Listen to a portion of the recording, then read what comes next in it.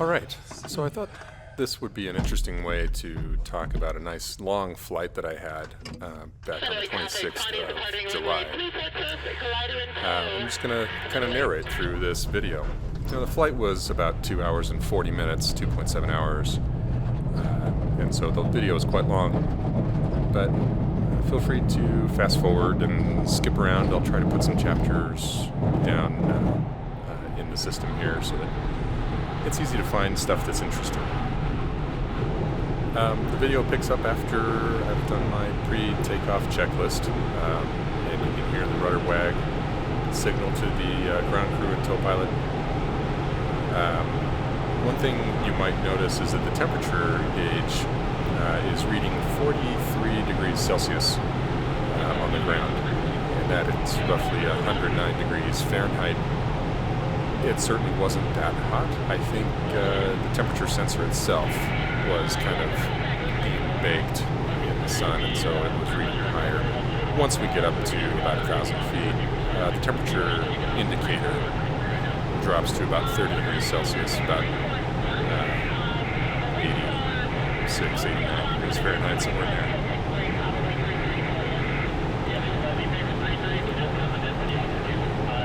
And that's more indicative of what the temperature actually was on the ground, and being only 1,000 feet higher is pretty close.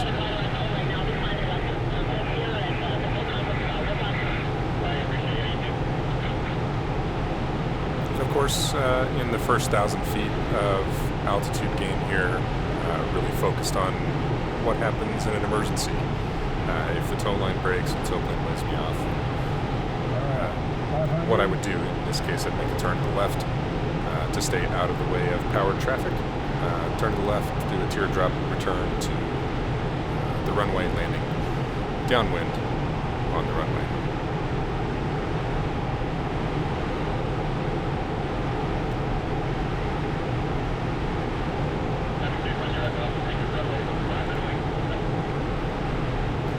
Initially, when we got going on this flight, or got ready to take off, earlier flights during the day had found some lift, but the flights right before mine really didn't find any lift, and it was very smooth. But the forecast was looking pretty strong, and so I wanted to go ahead and give it a try. My plan was to do one flight if it turned out to be long, and do a couple flights if it turned out that the first flight was short. One thing to note here is that there are plenty of clouds in the sky, and the clouds don't really form themselves. So there has to be some trigger to cause these clouds, and so hopefully there's a little bit of lift generating these clouds here. So I decided to go ahead and take the flight anyway. I did come prepared with oxygen and water and snacks. Preparing for a long flight, even though the indications right before takeoff seemed that maybe it wasn't going to be a long or interesting flight.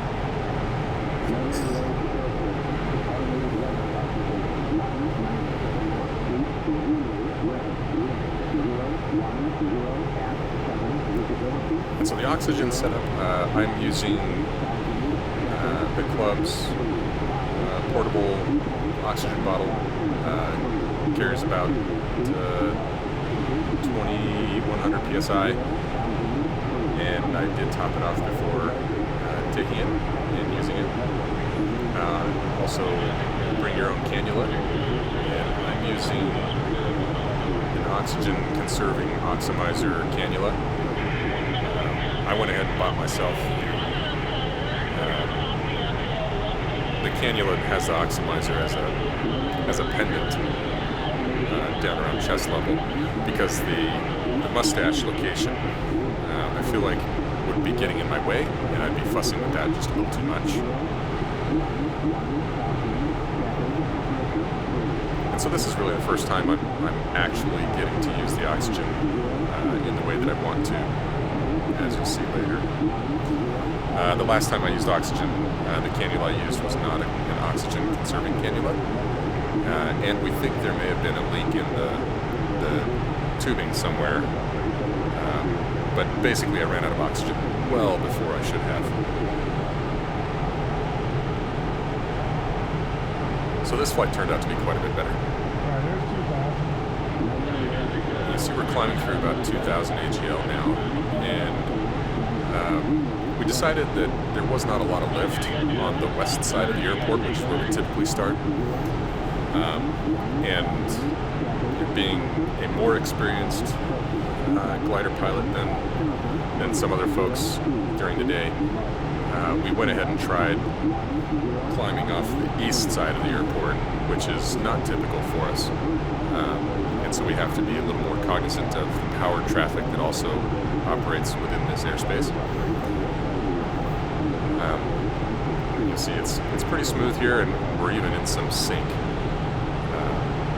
which it doesn't bode well for us, but where there's sink, there's typically lift, and vice versa.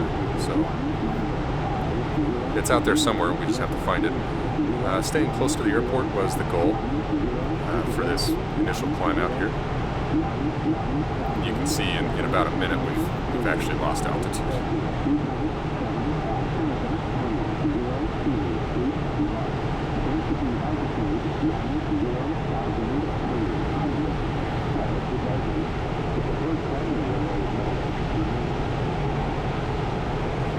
At takeoff were from 010 at 7 knots, which gave us a quartering headwind with a 4-knot crosswind component. The density altitude was 10,300 feet MSL, and the temperature and dew point were 35 degrees and 7 degrees Celsius respectively. If we use a standard lapse rate of 2.5 degrees Celsius per 1,000 feet, that would put the cloud bases at 11,200 feet AGL. Or 18,100 feet MSL. Based on the AWOS, we're actually dealing with a standard lapse rate kind of day. So our ceiling becomes 17,100 feet MSL.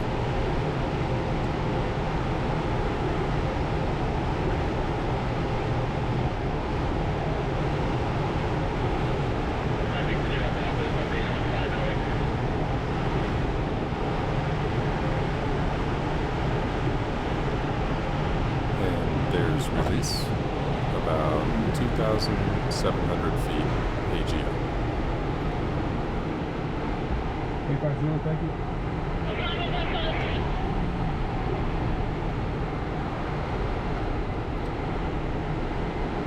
KFLY Strong Glider 47 Sierra, release at 2,700. Now, initially when I set out to do this flight, I've been working toward this bronze flight for a couple of years, and so I always think it's a possibility. I keep track of the altitude and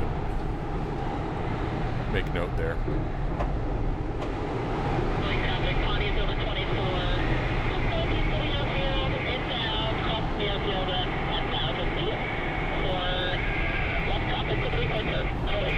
So here I'm just hunting for lift. I had seen it on tow when I released, and so it was nearby. I knew it was nearby, and I was just looking for it.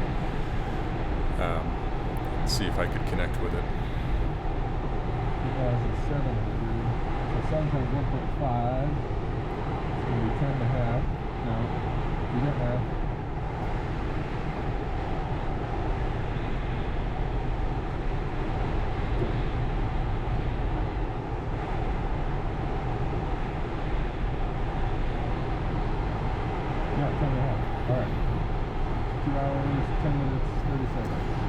So there I was doing the math on if I needed a 1.5 minute per 100 feet penalty on tows above 2,000 feet AGL, how many hours and minutes I would need after tow release to hit that mark.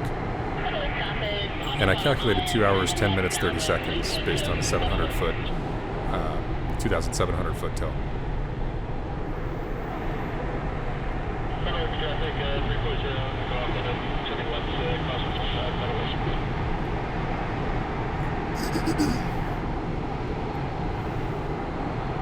As it would turn out later, we think actually there is no penalty for a bronze flight.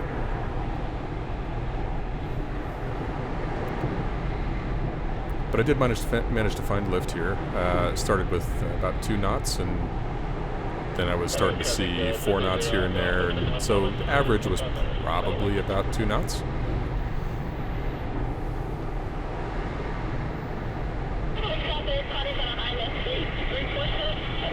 At this point I'm pretty excited. I'm still a little bit hesitant. I'm looking for a consistent climb. So trying to stay centered here.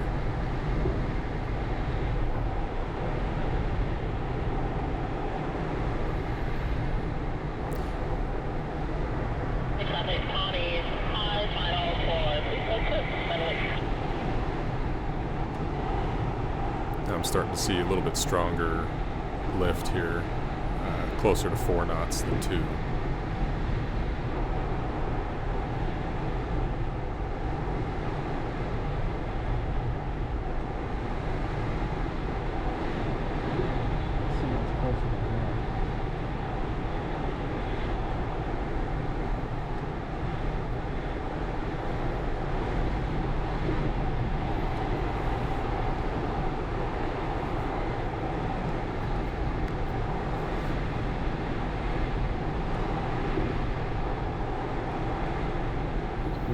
Now it's starting to creep up toward about 6 knots.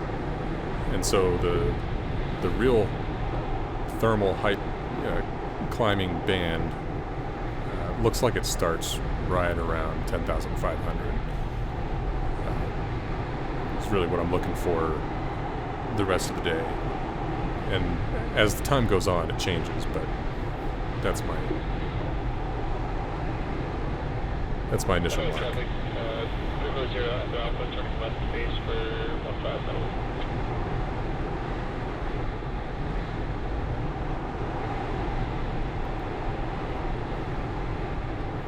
And so for me, thinking about the rest of the flight and how it might go at this point, I'm thinking to myself, okay, I don't want to get below 10,500 because it could be difficult to find lift. My goal here is just to take this thermal up as high as it'll let me go before I get started with the task that I set out for myself. Traffic, 340 Alpha Alpha, turning left, final for 15 Metallic.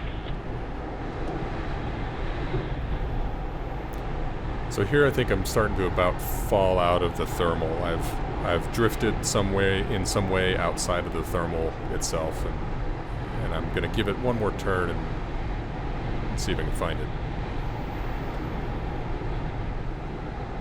And here it looks like I found it. And being mindful that the Vario is delayed by some number of seconds, I'm just trying to keep steady, trying to figure out where the edge of that thermal might be.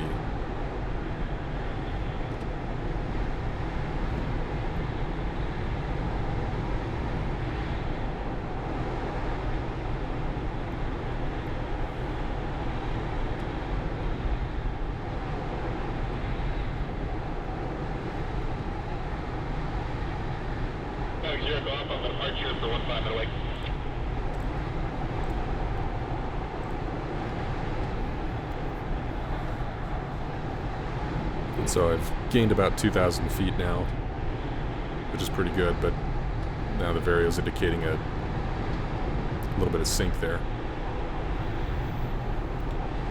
And so I'm feeling like I've maybe topped out the thermal, and I'm just going to kind of head out one way and see if I can find more. Looks like I did. Maybe I just recentered it. In the 126, I will take anything that's positive on the Vario, especially if I'm low or in this initial climb. I want to stay out of negative sink, but Metallic traffic, 340 Alpha, turning left cross for 1 Metallic.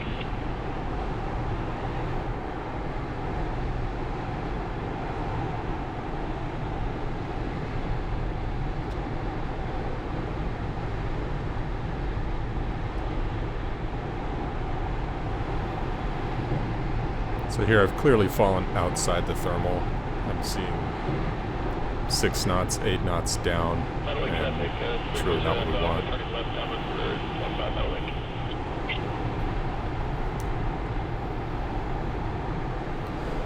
So I head out just a little bit west, hoping for some more thermal activity over here because the wind is coming from the north and west, the north and east, sorry. The wind is coming from the north and east, and so thermals might be getting pushed a little bit to the west. I've got plenty of space to work with here. So I found a little bit more lift, and I went ahead and switched up my turn direction because I've been working on trying to thermal equally both left and right.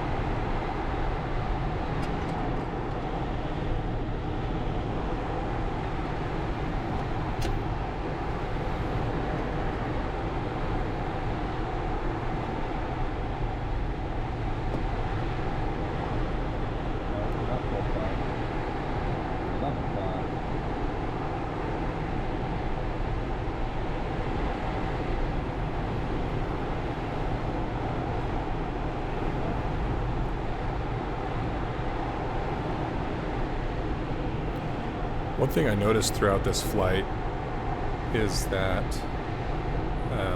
the mechanical altimeter here being set for a 7,000 foot field elevation was quite different than the altimeter in the LX-nav when it was set for pressure altitude with the proper altimeter setting. And for whatever reason, they were about 500 feet off. But the airport elevation being 6,878 feet, we round up to 7,000 on the mechanical altimeter. And setting the altimeter setting in the LX-nav, I found, was reading about 500 feet lower than the mechanical altimeter. And so it doesn't really match either the field elevation or the 7,000 that we round up to. So I did have to keep that in mind as I got higher, and I think in the future I'm going to start flying with the mechanical altimeter set to the proper altimeter setting based on the AWOS. And the reason for that is as I get higher, I'm getting closer to that 18,000 foot limit, and I want to be sure that I'm as accurate as I can be on the instruments. It also helps later when I'm trying to match up my flight with my GPS tracing. I might see 17,000 feet, but my GPS tracing only sees 16,300 feet, for example. Just throwing out an example. And so mentally, as I'm trying to replay this flight in my mind, going through my GPS trace, it's just going to be easier, I think, if the altimeter and the GPS are much closer.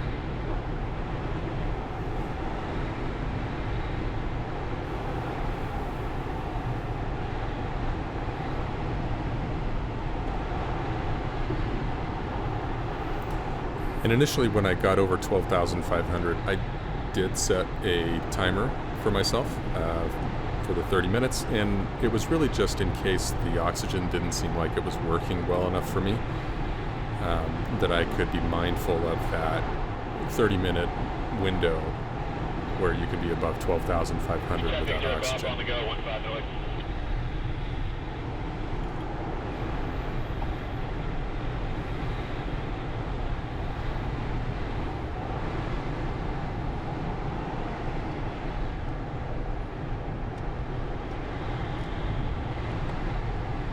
And speaking of timers, likewise, I also set a timer on my phone when I release so that I can keep track of how long I've been off tow, which is not the same as how long I've been flying based on the tracking tool XC Soar that I use on my phone.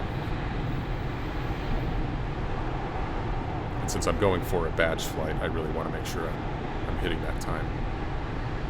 Hello, traffic, 340 Echo Alpha, turning left, crosswind for 15 Metal Lake.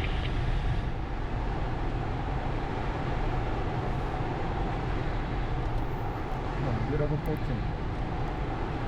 Let's get over 14. Got the O2. Here, I'm just really excited about the idea of getting over 14,000 feet because I've got oxygen this time, and I won't have to keep myself below this artificial ceiling.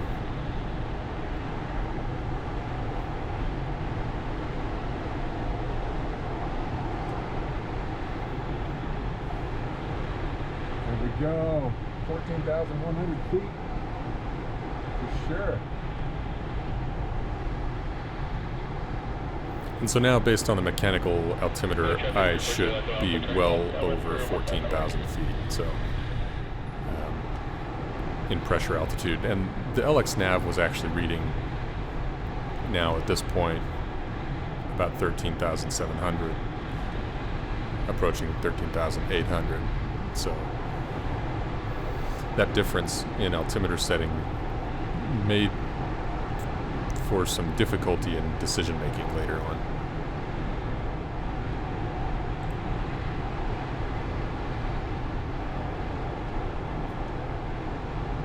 I had set a task for myself, a 21-mile triangle that went a little north of the airport to a little east of the airport and back to the airport. Ultimately, I wouldn't achieve that goal, but I did declare it and tried to navigate it here on this flight. In this climb, I'm looking for that initial decision height. Yeah, 340 Echo Alpha. We'll do a regular 61 with the down when it gets space for the departing traffic Metal Lake. I'm looking for an altitude that will get me to that first turn point.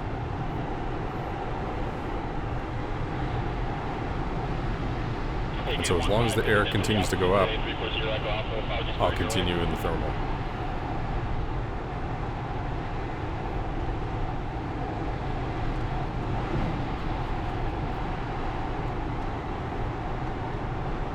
And that little bump there, I theorize that that's about the top of the thermal, or it's me falling off the edge of the thermal.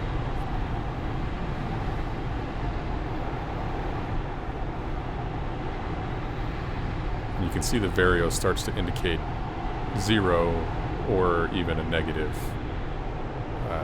descent rate.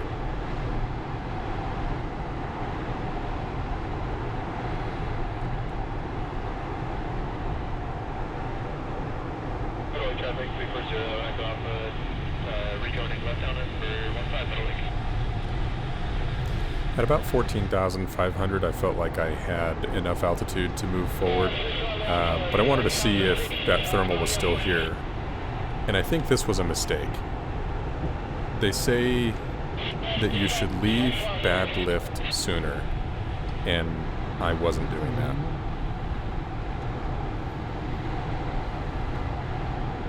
Do you have ADS-B by chance? Say again?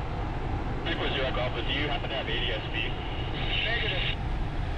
Oh, no worries. 340 Echo, we have you in sight. We're going to go back into the downwind Metal Lake traffic. Yep, we got you in sight, so have a good number and have a good flight. So you can kind of tell here, like, there is thermal activity. I just feel like it was dying out here. I was really at the top of this.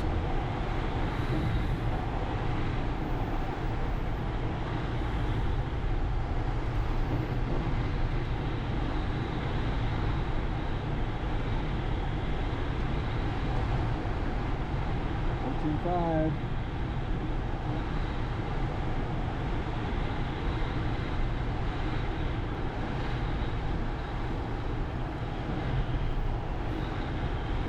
And I don't know if the thermal had regenerated and was moving up again, or if I just moved into a slightly different thermal.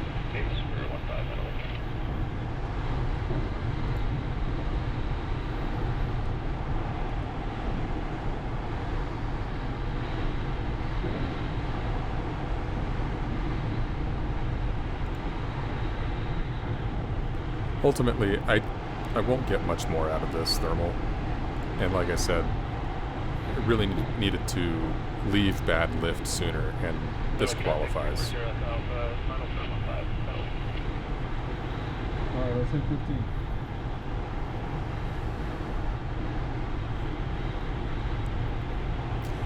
And the reason for me hunting for 15,000 feet is I felt like that was another stepping stone for using oxygen. At 15,000 feet, you have to offer oxygen to any passengers in the aircraft as well. They don't have to use it, but you have to offer it. And I felt like it was just another milestone.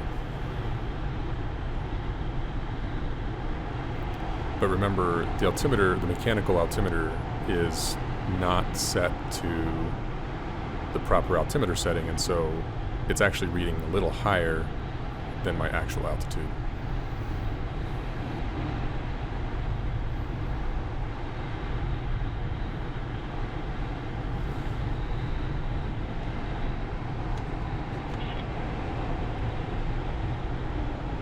Traffic 340 aircraft, up for departure like a 15 middle wing.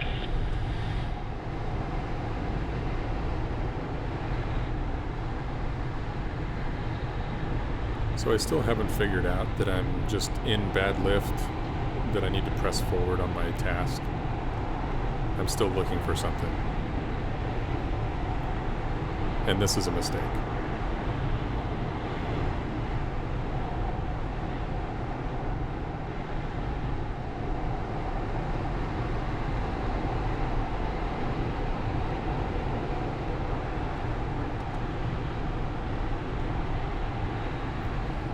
So I roll out and head west a little bit. Sorry, head east a little bit. My thinking here is that I might run into another thermal off the same generator wherever it was.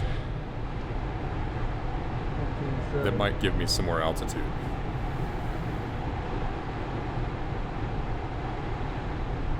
After my land out experience, I'm still just not totally comfortable with the idea of stretching the airplane. Even though I'm technically heading into the wind with both of the first task turn and this hunting for thermal here. So I really was in a very good position. One thing you'll notice here is that the airspeed is parked right on 40 miles an hour, 38, 40 miles an hour. This is too slow for trying to penetrate into the wind. I'm actually hurting myself more than I would if I were to push to 60 miles an hour. Theoretically, that would get me through this area of sink to the next thermal a little bit faster. I think I would still lose a little more altitude, but I find that the 126 is really comfortable at 40 miles an hour. It doesn't like to go too much slower, and it doesn't like to go too much faster.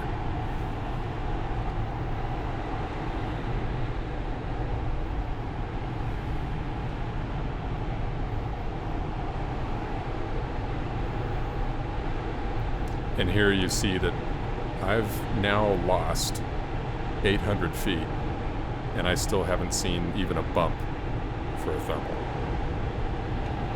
I spent way too long in bad lift, and I'm going way too slow now hunting for the next thermal.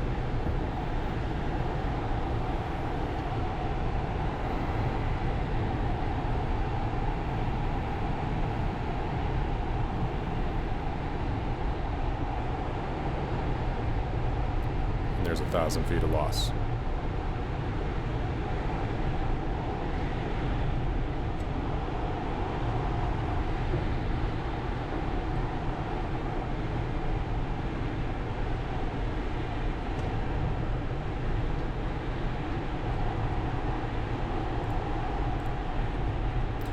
So the 126 at an indicated airspeed of 39 miles per hour is realizing a sink rate of about 162 feet per minute, or 1.6 knots.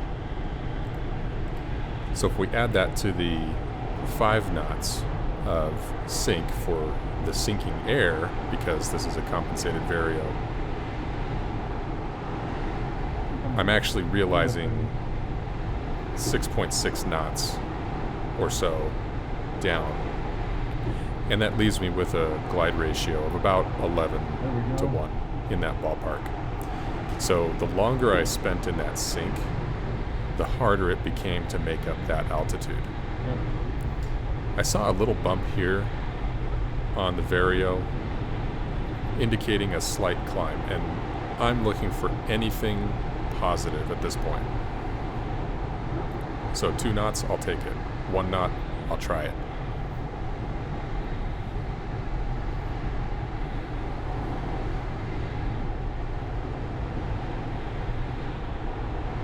There we go. Now we're seeing 2 knots, and that will start giving me a climb. And so I'm hunting for a better center on that thermal. I'm going to try a right turn instead of a left turn. See if I manage to find the center on the right instead of on the left. And it looks like it's starting to work.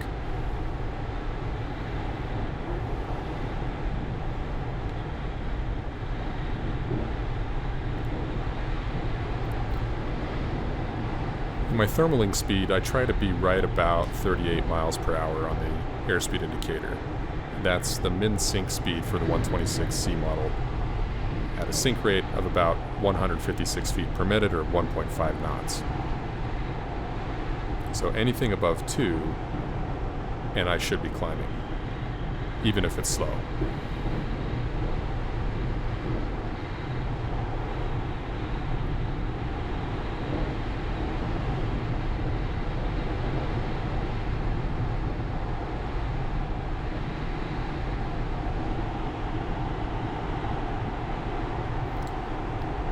Trying to find a little more center lift here, and so I wasn't waiting for an indication on the needle.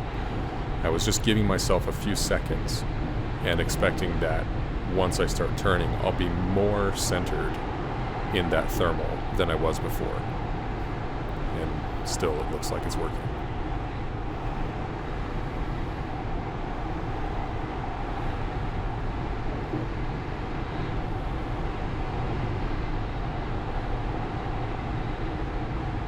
When I talk about the airspeed in a thermal that I shoot for about 38 miles per hour, that's the book airspeed. For my weight and the way I fly the 126, it likes to be right at about 40 miles per hour.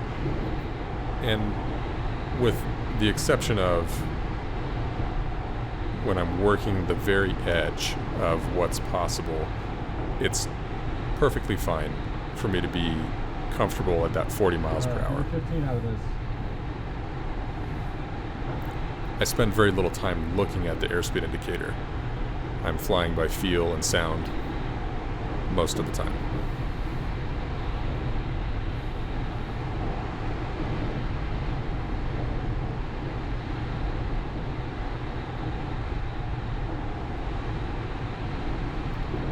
So here I've kind of fallen out of the center of that thermal, or I've started to reach the top of that thermal.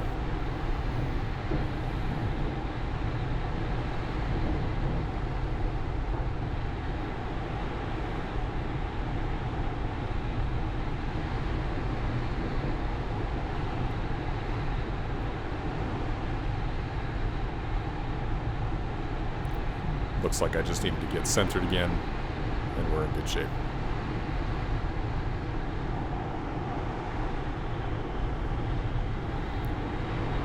I find it tends to get a little bumpy, gets a little pushy at the edge of the thermal.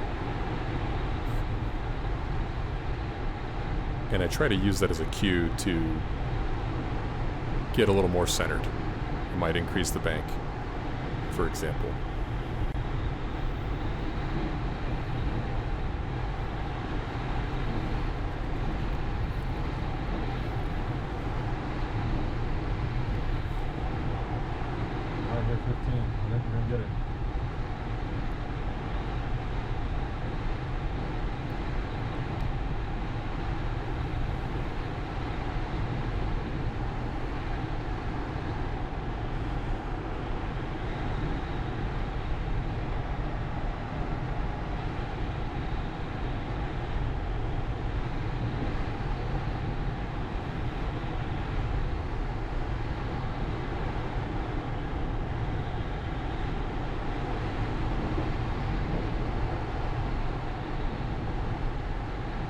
15,000.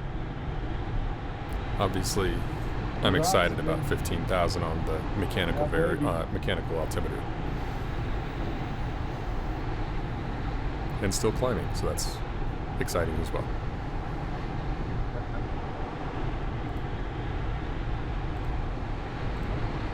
$15,100.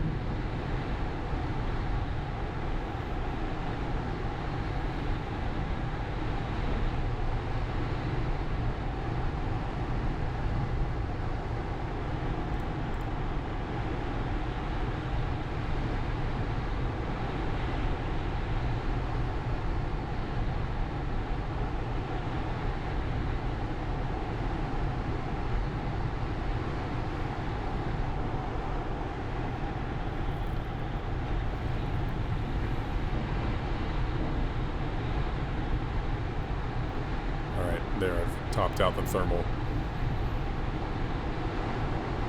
or fallen out of center.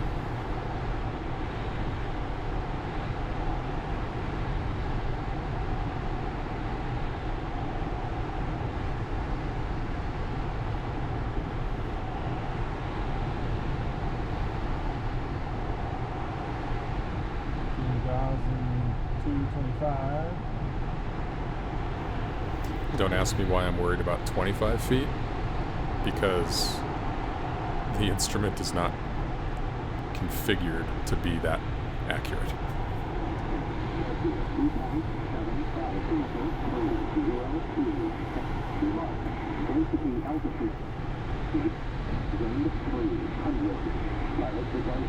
Here I am, thermaling in bad lift, just not doing great. Riders operate from the west side of the airport, from the turf runway 1634, surface to 1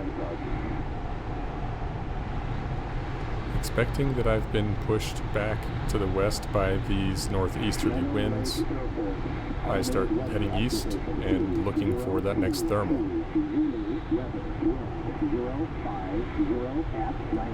I had plenty of altitude. I really should not have stayed here and continued thermaling.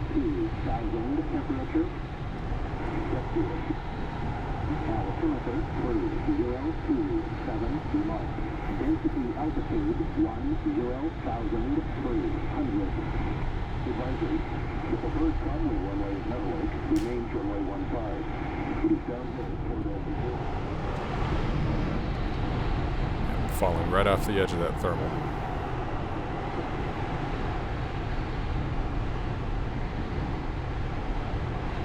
At least that's what I'm thinking in my mind.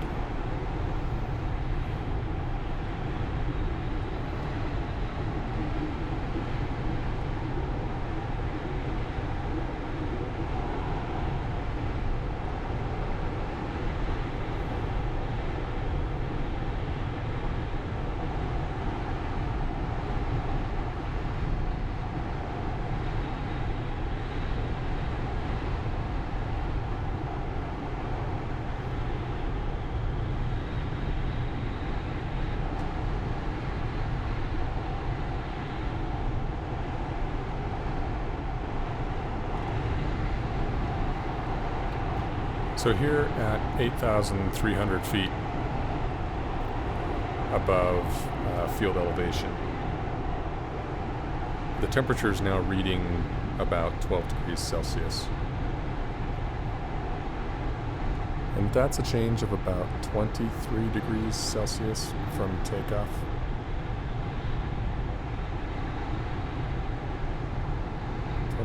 Divided by 8.3 equals 2.7 degrees Celsius for a lapse rate. Using that lapse rate, the cloud bases should be about 10,740 feet AGL or 17,618 feet MSL.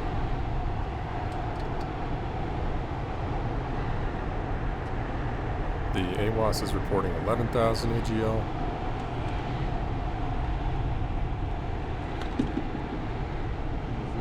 So that puts my functional ceiling between 16,618 and 16,868, because in Class E airspace, above 10,000 feet MSL, The cloud clearances are 1,000 feet below, 1,000 feet above, and 1 mile horizontally from any cloud. And thermals are going to be under clouds in an atmosphere like this. It's going to be difficult to find a thermal that is in the blue underneath these clouds, and so it's very unlikely that I will actually get above these clouds or high enough to reach that 18,000 foot ceiling with 1 mile horizontal distance from a cloud. So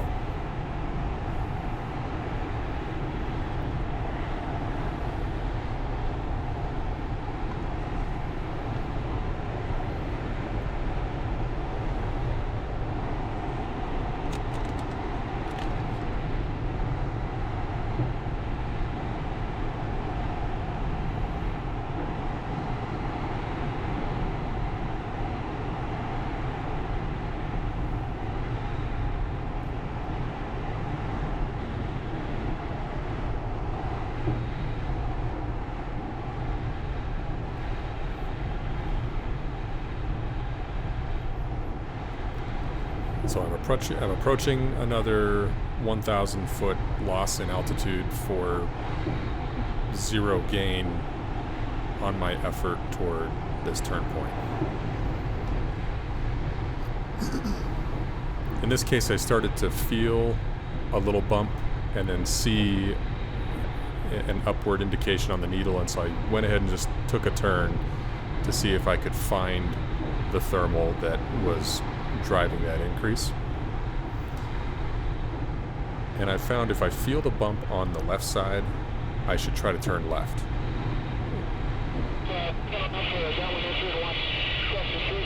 If I feel the bump on the right side, I should try to turn right.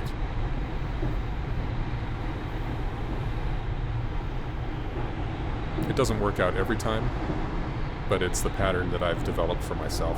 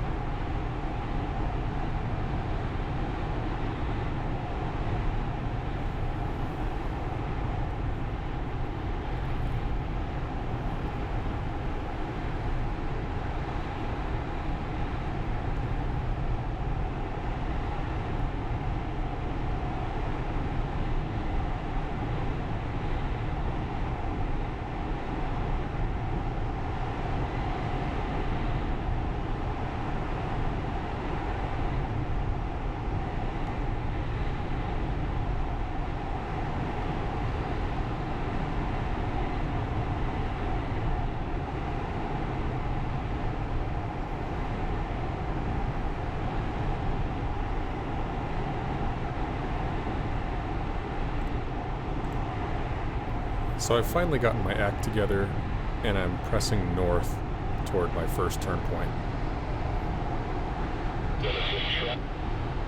And you'll notice that I'm in sync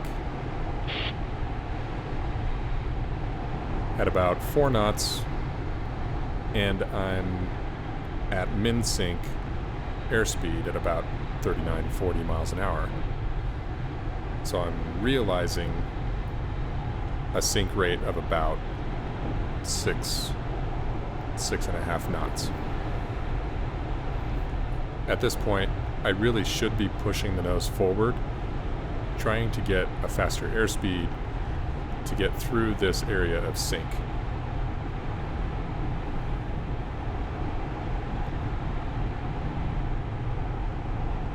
And right about now, I'm fiddling with my flight computer, my XC-SOAR app on my phone.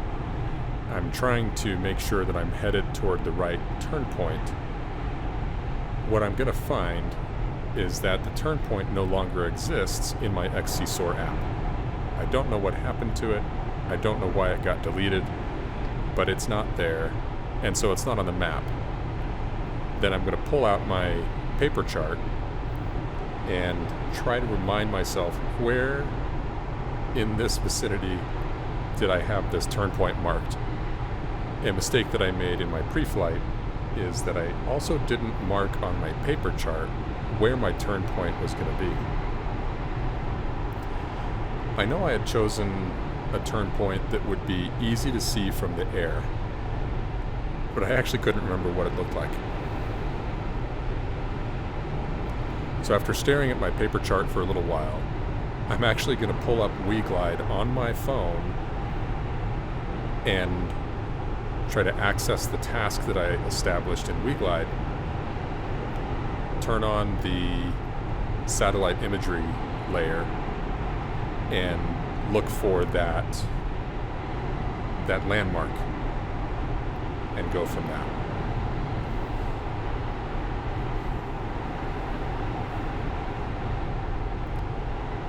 So the next time I go for a task, I'm going to make sure I have the task marked on my paper chart and maybe have some screenshots handy of that satellite layer so I can quickly reference my turn points.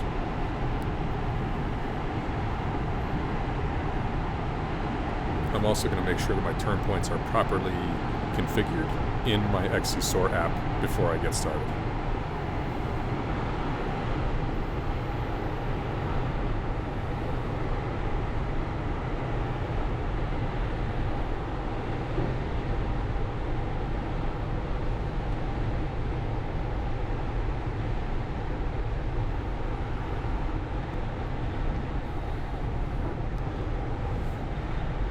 And just a quick reminder, the reason I'm comfortable going north through this area of sync is that I have some altitude below me to work with, and I've got a northeast wind that will push me back toward the airport with a final glide if I have to get back. And so I'll use my glide rings on my paper chart as my reference for how far north can I go. And my glide rings are set with an 11.5 to 1 glide ratio. So that's my margin.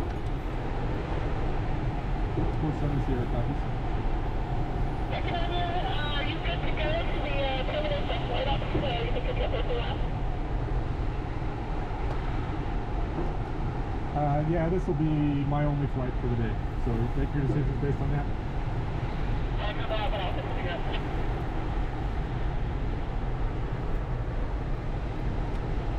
Traffic 340 from miles to the east, inbound, do have on a right downwind for, right downwind for 33, about a week. Full stop.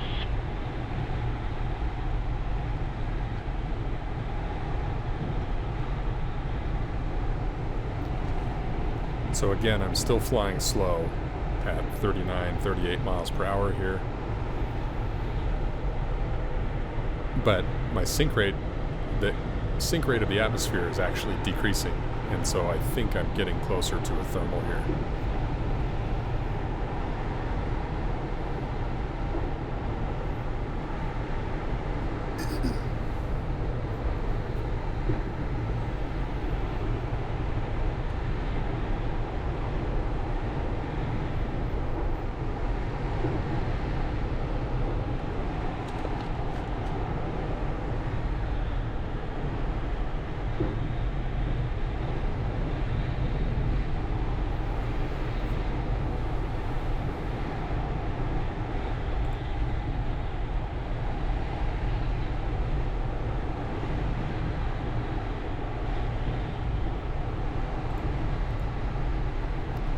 So I found another thermal.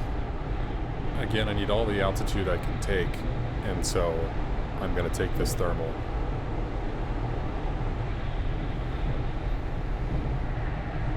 As long as it maintains about a 2-knot climb, then I'll be moving upward, and then I'll just try to center it after that. So here's trying to center that thermal again. Got into an area of sink. I'm just going to readjust. Looks like it's going up a little bit more here. Now I'm going to take that turn. And that's a much better climb rate than I had before.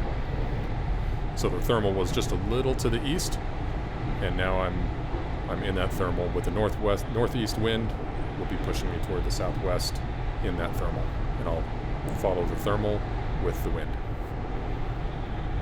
I'm not really thinking about my drift over the ground while I'm in this thermal. As long as I've got positive rate, a strong positive rate, I'm not really too concerned with that drift. I'm well above Class Charlie airspace. That won't be an issue. I'm just going to take this as high as it'll let me go. Right down on 33, full stop, Middle Lake.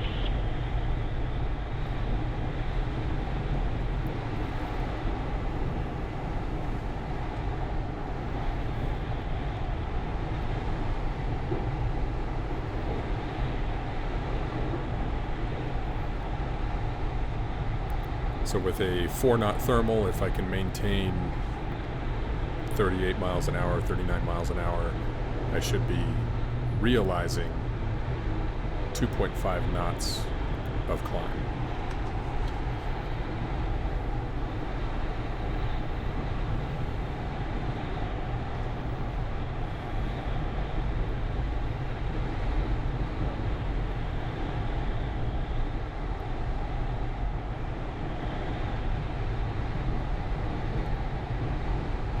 Back to 15. Let's go.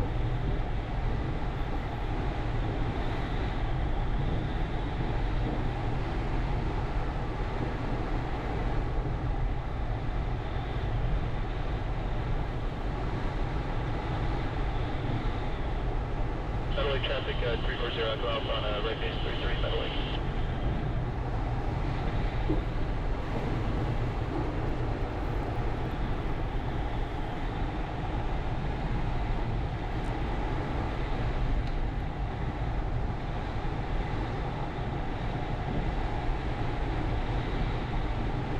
Traffic 340 to Alpha, final for 33 Middle Lake.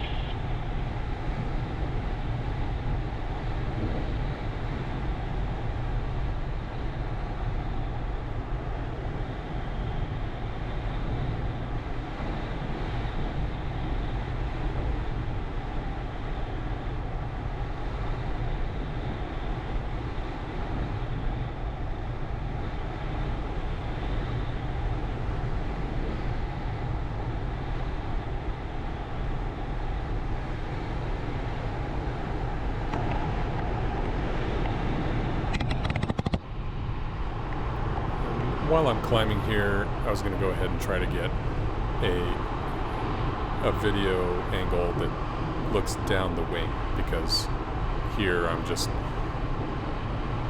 thinking about what I might be able to use for a social media post. And I think this angle is actually pretty cool.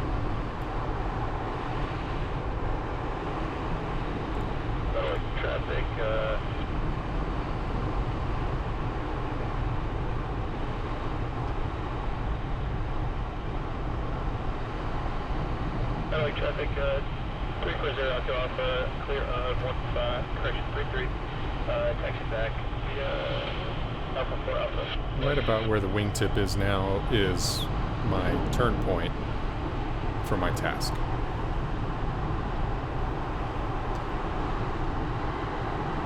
But it's going to take me some time to actually locate that turn point, and you'll see me actually double back because I didn't quite hit it.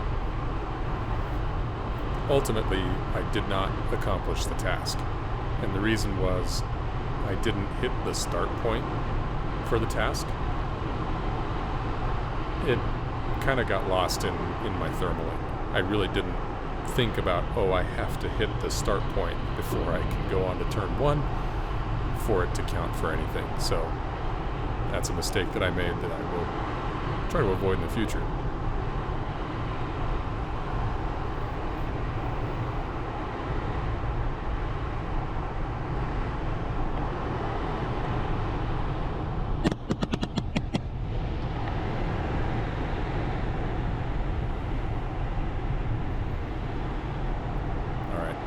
Back to a forward view. So I've managed to climb again to about 15,000 feet on the mechanical altimeter, which is set for field elevation. It's about 8,000 feet above ground level where the airport is.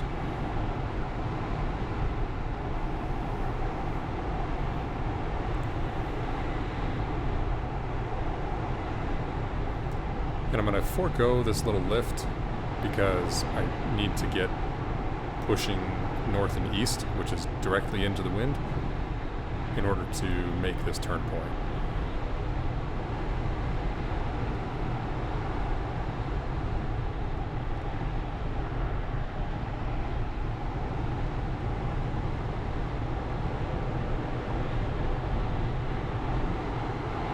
But anytime there was lift in a straight glide, I went ahead and slowed that down so I could maximize the benefit of the lift. That was a conscious decision that I would make. Unfortunately, I wasn't very good about picking up the speed once I got into sync.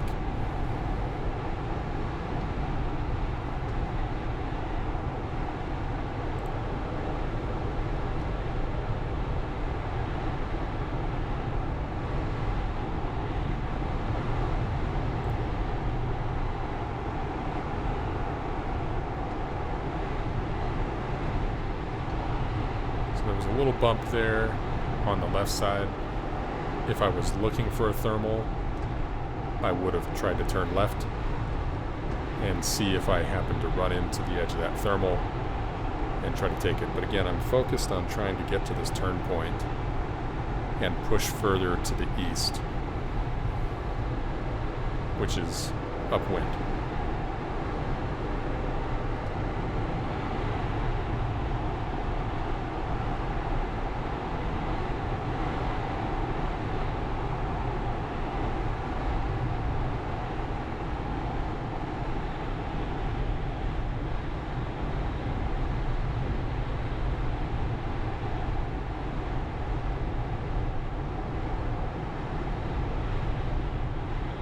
Again, there's a little bit of lift there on this straight glide, so bring it down to mid-sync. Doesn't last very long. Try to press forward.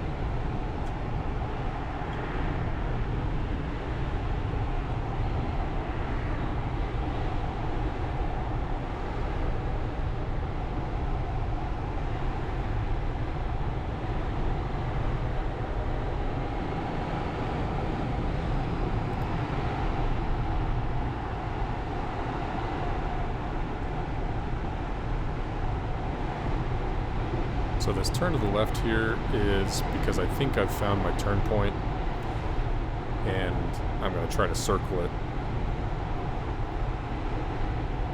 only to realize that wasn't my actual turn point.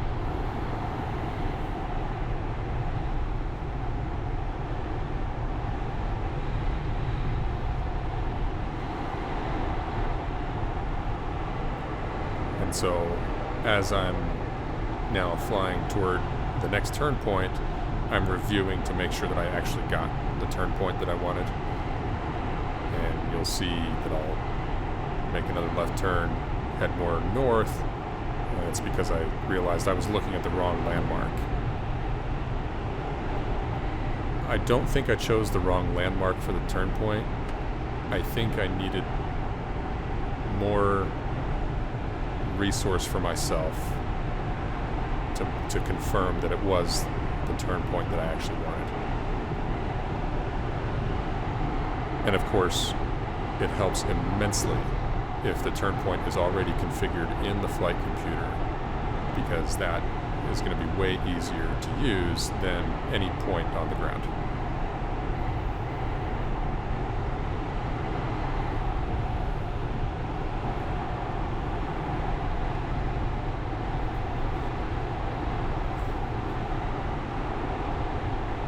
So I'm heading more to the north again, because that turn point is actually a little north.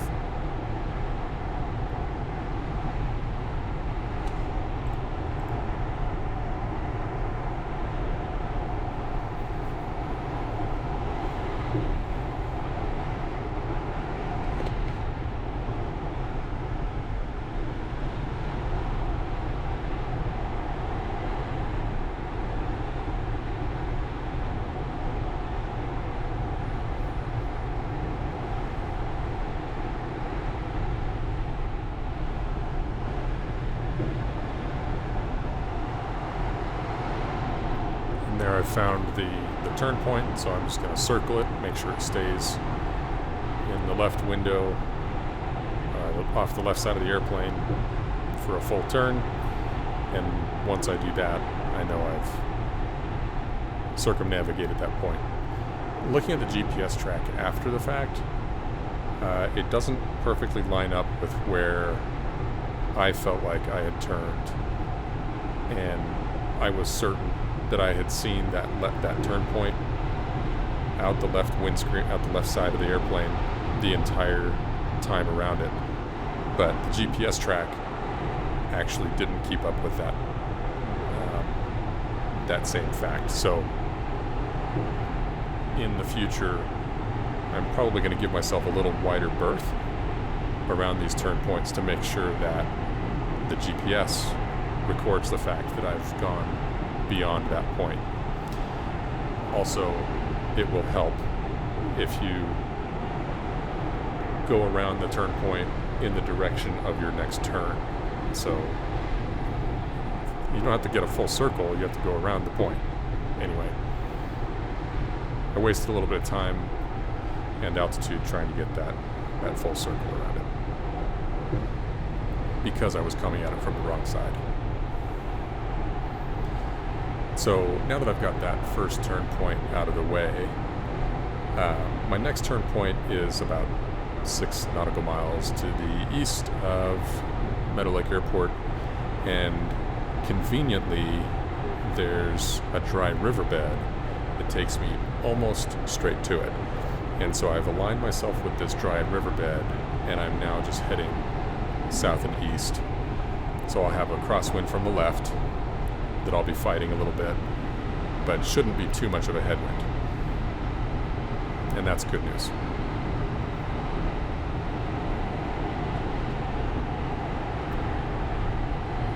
So meanwhile, on this trek out to the second turn point, I am keeping an eye on my altitude. I'm watching for signs that there might be lift nearby, which could be a little bump on the wing or a slight increase on the vario.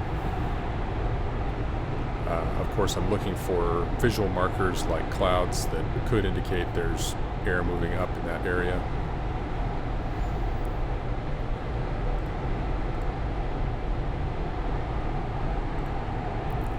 And of course, it looks like there may be some lift off to the left based on the clouds in the sky. And I would normally venture out to the left, except that after my land out last year, which I was in this nearly the same vicinity here when I actually landed out, I was less inclined to venture out east looking for more lift, and chose instead to turn a little more toward the airport, where if I was going to be getting low, I'd need to be going anyway. It might be a little bit of post-land out trauma that's driving that decision, but it was an aeronautical decision that I made in this flight. There we go.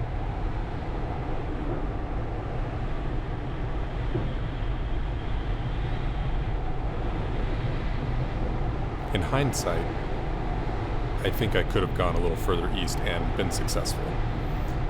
Here I thought maybe I was going to find a little bit of lift, but it turned out I didn't find anything that was really useful in this little turn here, and so I just kept pressing back toward the airport, continuing to look for some lift anywhere.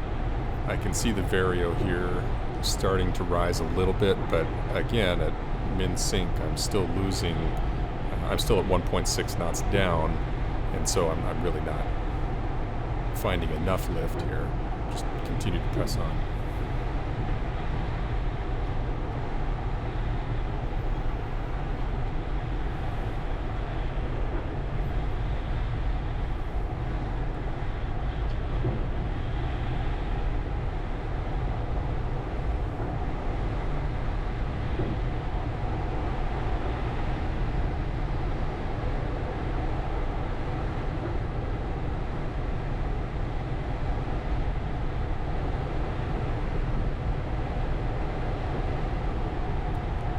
Still not pleased with any of the lift that I'm finding, and I'm just hoping for something as I head a little closer toward the airport.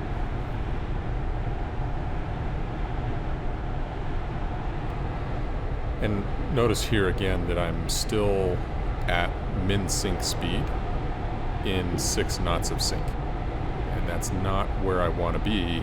I really need to increase velocity, try to get out of this area of sync as quickly as possible to reduce the amount of time that I spend in that sync.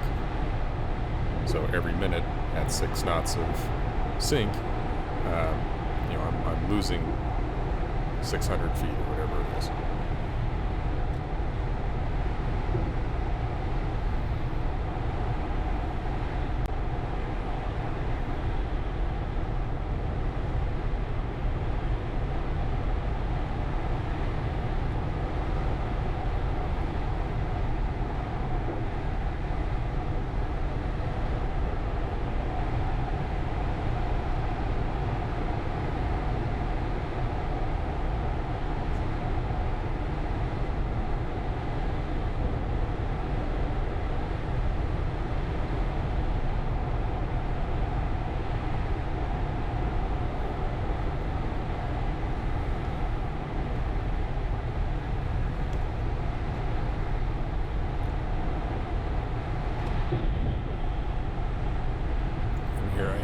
I felt a little bump and thought maybe I'm gonna ease a little to the east, just see if I can get lucky here.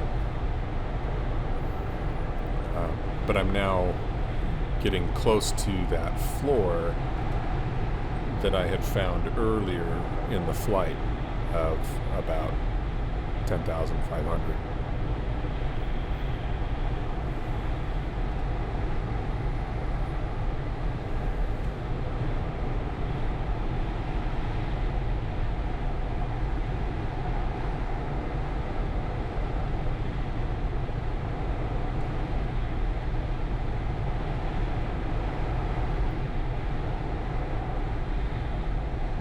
quite literally, I am right over the field that I landed out in last year, and so I'm eager not to repeat that performance.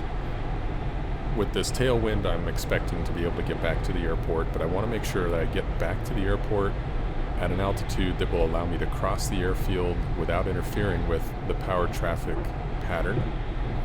And so I'm really shooting to arrive over the airfield, over the powered runway, about 2,000 AGL.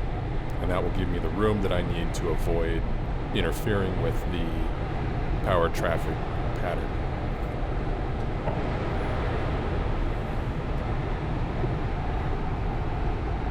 Traffic, glider 47 Sierra will be crossing east to west over the runway, about 2 miles east of the airport now. 47 Sierra, middle of traffic. So I've basically come to terms with the fact that I am not finding more lift, and I have to be back toward the airport. I can try closer to the airport, but I've got to be planning to land at this point.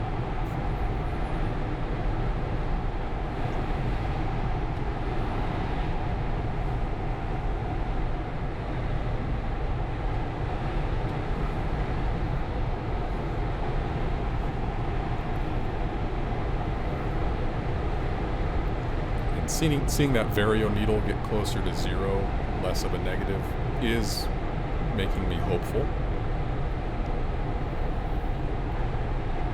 But there's something starting nearby. There's probably a stronger thermal somewhere. Here, I was close enough to the airport, and I see about 1 knot up.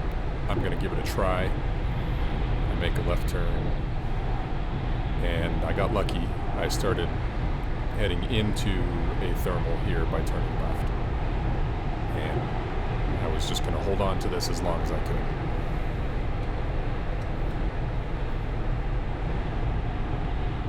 Traffic, glider 47 Sierra is climbing 1 mile east of the airport, going through 9,000 feet, kind of like that. So I made the radio call back to the traffic. Hey, never mind, I'm not crossing the runway. I'm just going to keep climbing here. Should be no factor for the power traffic.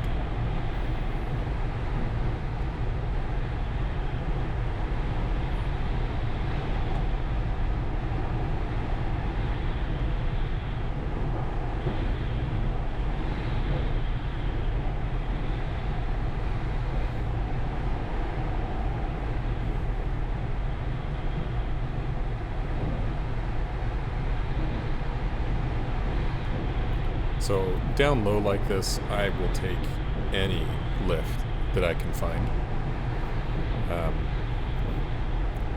I'm not going to throw away a 2-knot thermal.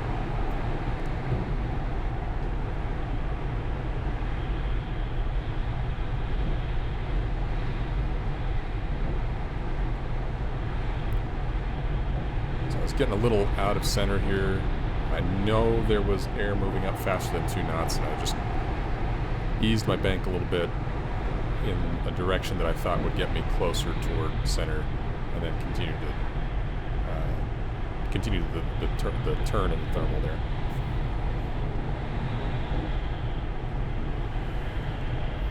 And repeat, finding that center. It's got to be here somewhere. Six knots is a much better climb, much better thermal, so I'm trying to hold on to that.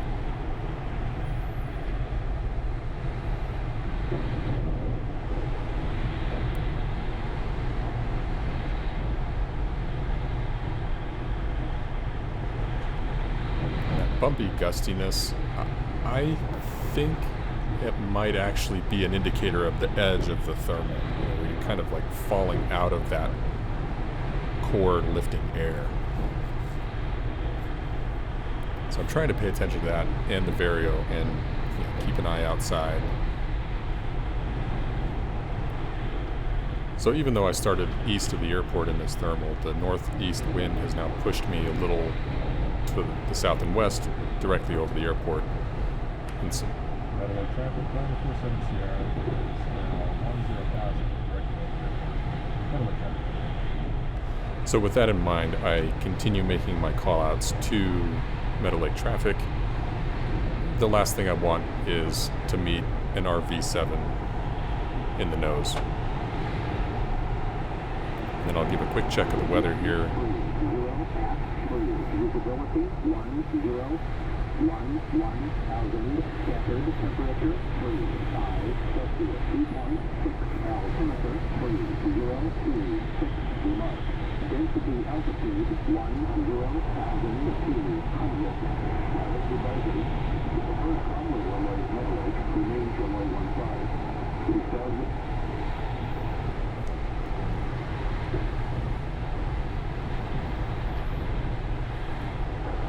So not a significant change here in the weather. Density altitude is still high.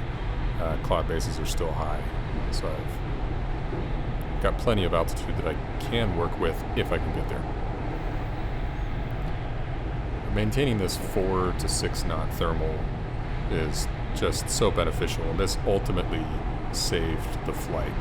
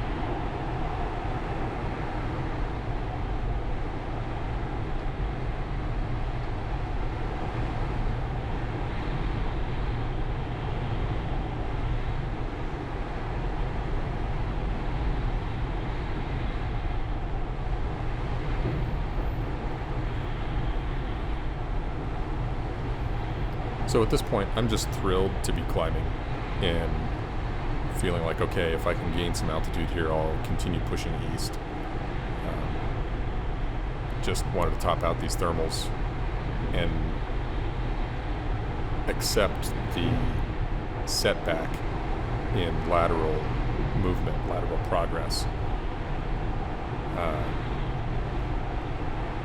toward that next turn point.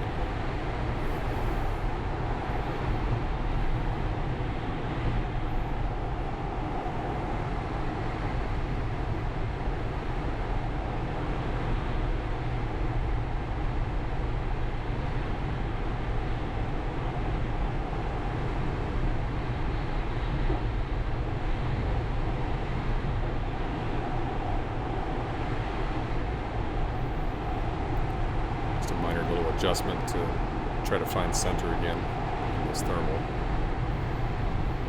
I know the thermal's performing better than 2 knots, and so to see 2 knots on the Vario was indicating to me that I had come out of the center.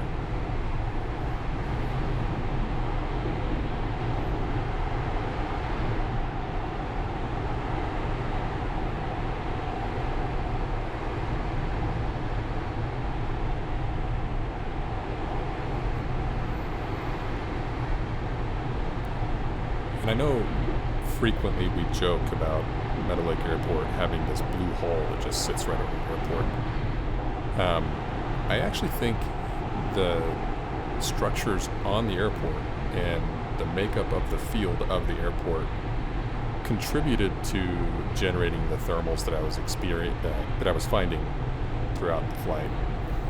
This one in particular, it felt like it started to really pick up right over the steel top buildings for the hangars and things like that on the east side of the airport. And then of course there's some nice wide blacktop over there by the KOA campground across the street. And all of that together generates a lot of heat there at the surface, and if it can get just some little movement off of that surface, like a slight breeze, can pop that air off, and that air can start to climb.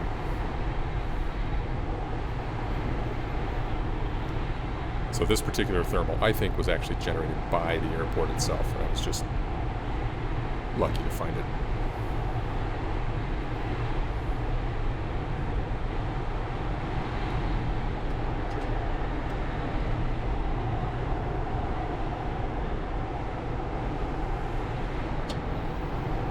So as I've climbed over 12,500 again, I want to point out that I've been keeping an eye on the pressure gauge on the bottle that I have with me, the O2 bottle. I'm keeping track of how much I'm using and trying to gauge the rate at which I'm consuming that oxygen to make sure that I don't run out. What I learned from my check ride from the check airman was that I got a question answered that I had, which was, if I start above 12,500 without oxygen, it starts the 30-minute timer. Is that 30-minute timer cumulative, kind of like scuba diving, which would make sense because you're dealing with the same kind of thing? Or does that timer reset if you can dip below 12,500 and then climb again? Do you get an additional 30 minutes? And the answer is, the timer does not reset. That 30 minutes is cumulative.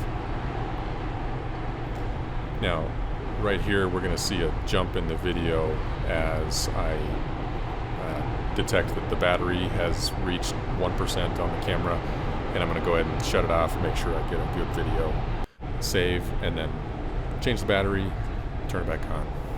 So we lose a few minutes of video here, but that 30 minutes is cumulative. So once you hit that 30-minute limit, you have to stay below 12,500 until you land. Here I just wanted to grab an angle of the clouds above. I just think it is so cool that we get to be up here close to these clouds. And so I'm going to use this for a social media post at some point. And then I needed to start focusing on, hey, I need to find the next thermal, so I'm going to put it back where I can record my gauges and reevaluate my flight after the fact.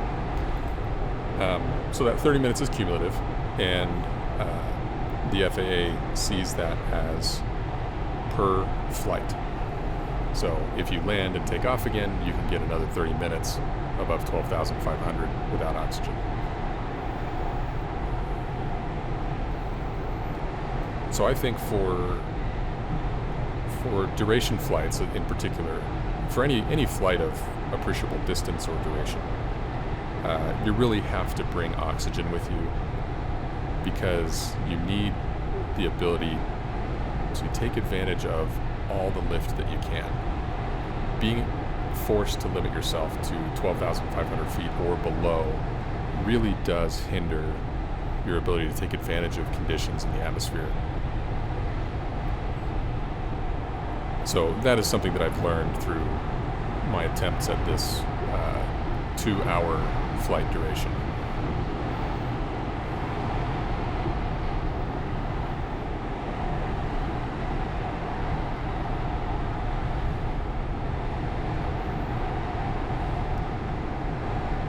So here I'm pressing toward the east, try to get to the east side of the airport again, and hopefully I'll find another thermal that may be coming from the same thermal generators and take that even higher.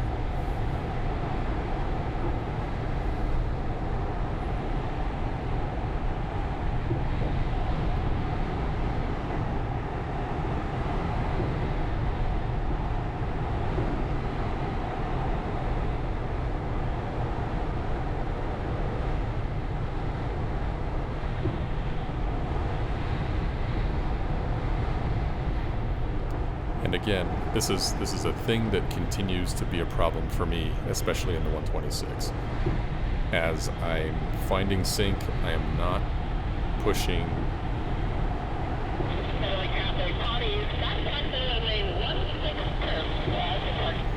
as I'm finding sink, I'm not pushing the nose forward to get more airspeed to try to get out of that region of sink as quickly as possible. And that's the thing I need to work on in subsequent flights, I think. But again, the 126 is just so comfortable right there at min-sink's airspeed. 40 miles an hour, 39 miles an hour, 38 miles an hour. It wants to be there. And so getting it to go faster is actually mentally difficult for me. You have to really push the nose over and you feel like, man, I'm just burning altitude. But for every minute you spend in that sink, I mean, you're just losing altitude all the same. So get out of it quick.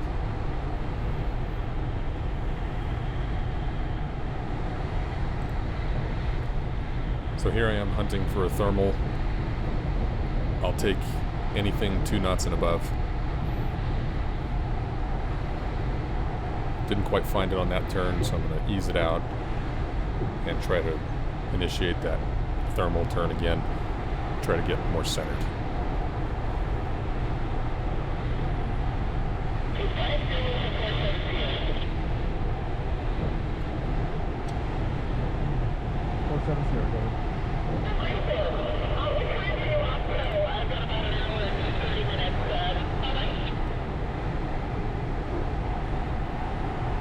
Trying to get to my timer so I can answer a question.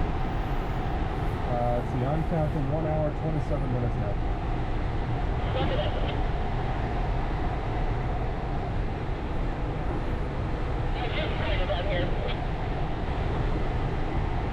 Say again.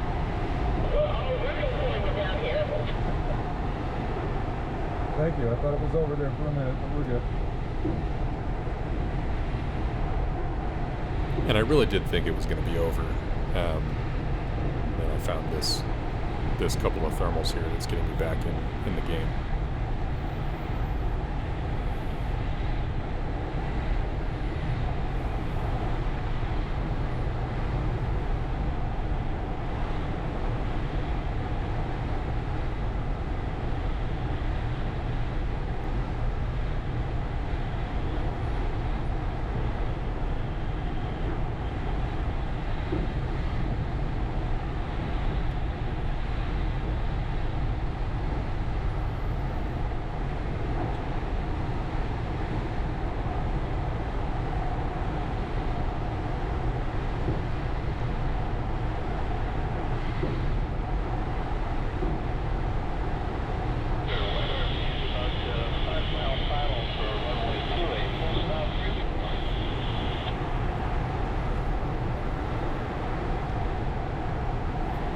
One thing I've noticed I've been flying here is that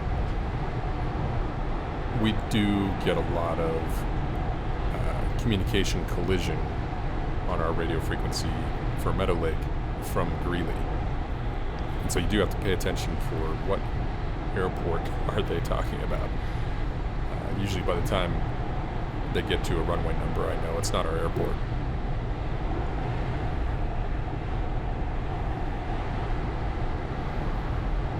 But I've been up here flying and I've been hearing Thunderbirds doing their flying and a lot of Greeley traffic. Really makes you appreciate the AM radio that we use for aviation.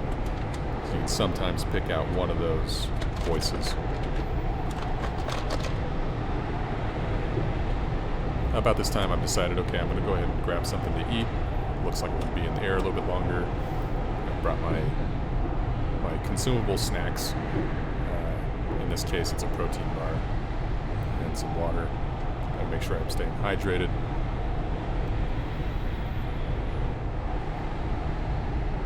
So both of those things really add to your ability to make sound judgment in the air.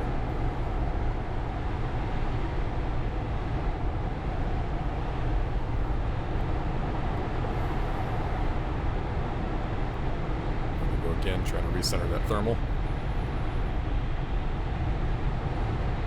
Just kind of feels like it's slipping out of my grasp here a little bit.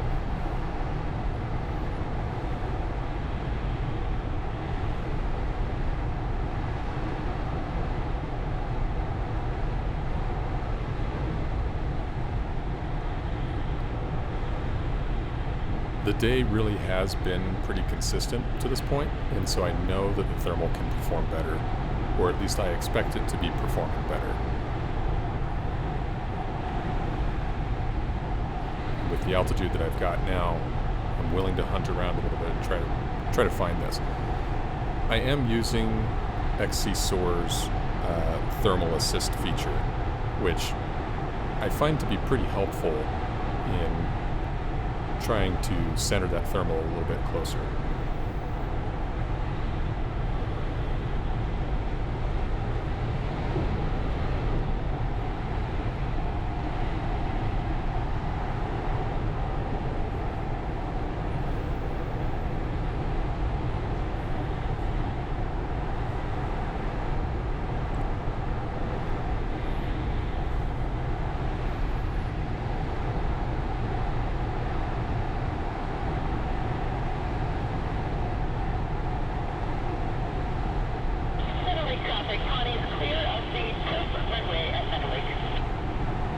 So I'm getting better at leaving bad lift sooner. I decided it wasn't performing, and so I just got out of there. And I'm pushing a little more to the east. That's where that next turn point is that I wanted to try to hit. And I'll see how far I can get to the east.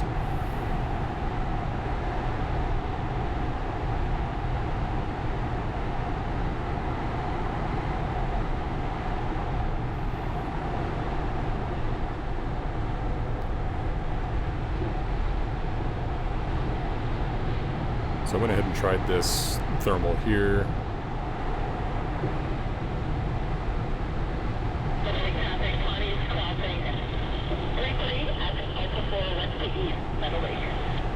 As I'm scratching for altitude, I'm willing to take anything 2 knots or above.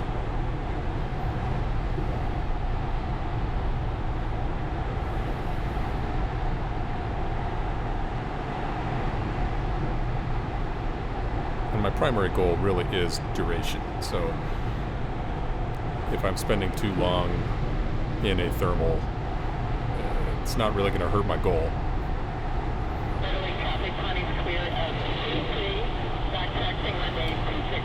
But for trying to accomplish a declared task,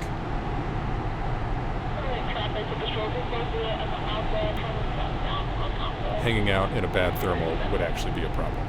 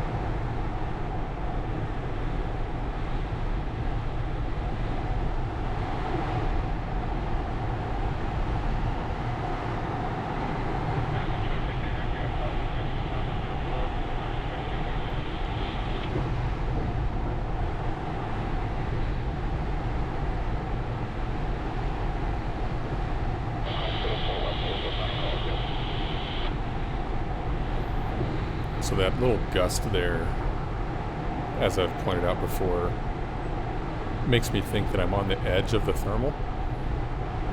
And as I was getting pretty strong indications earlier, it also kind of points out to me that I'm not quite centered.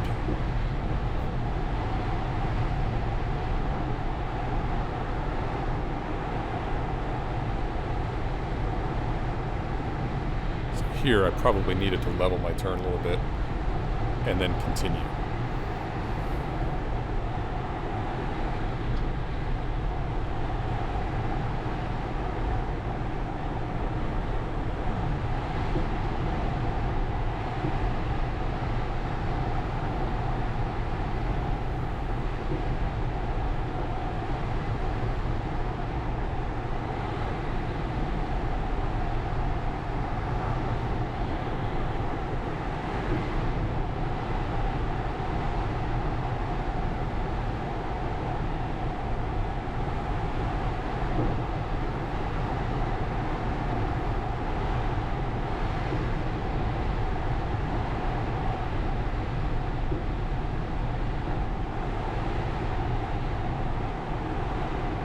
Weather traffic control 40 and Alpha Delta approach area and Alpha Delta.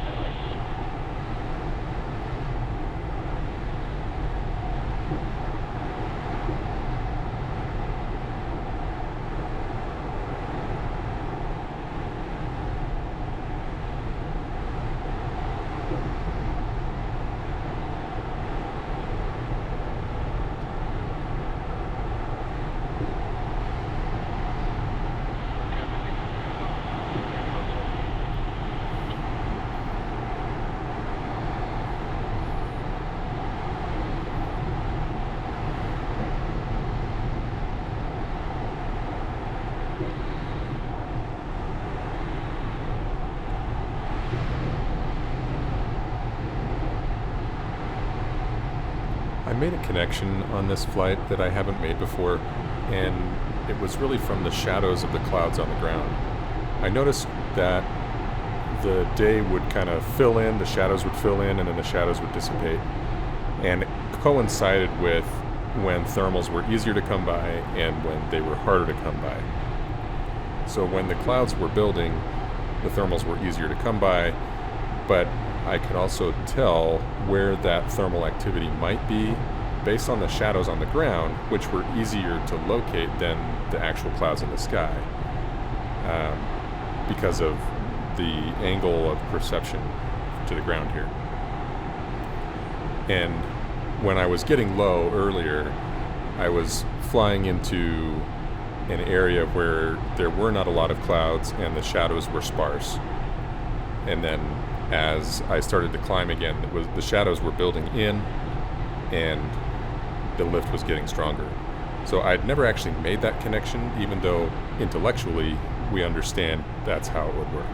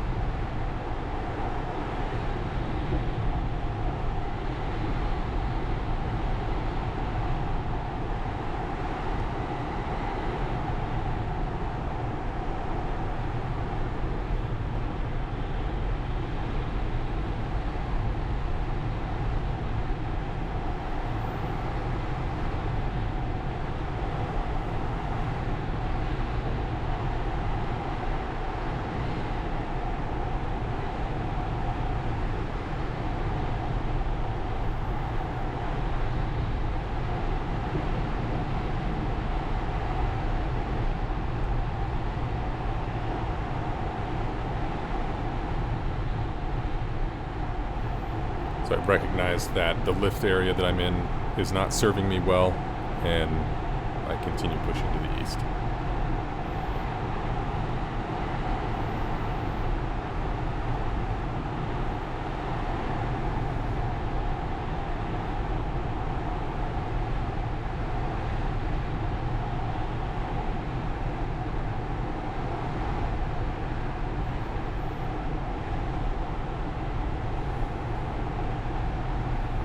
I don't know what the psychological reason is behind it, but I need to be pushing the nose forward to get more airspeed to get through these areas of sink, and I consistently do not.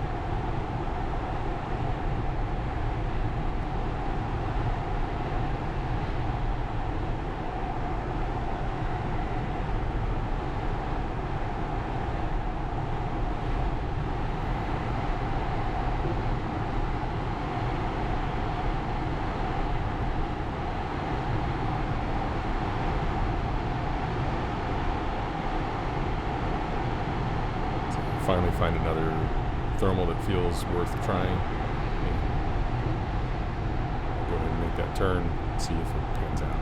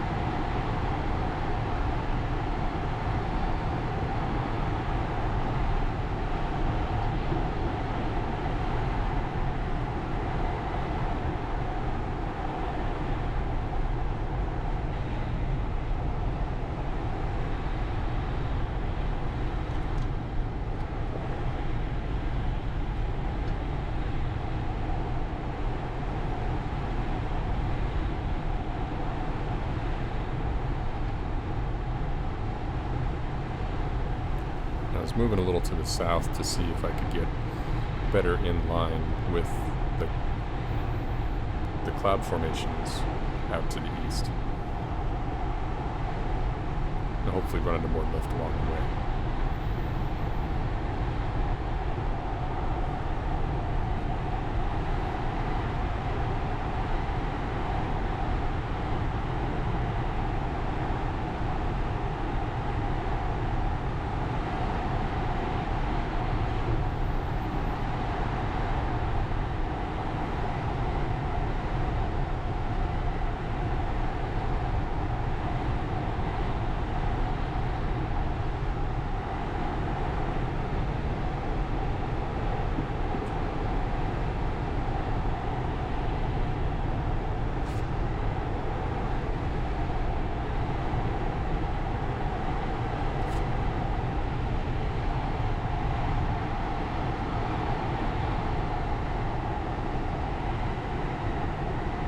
As I continue to push to the east, I really need to be increasing the airspeed again to get out of this area of sink. There is lift further to the east. I just haven't found it yet.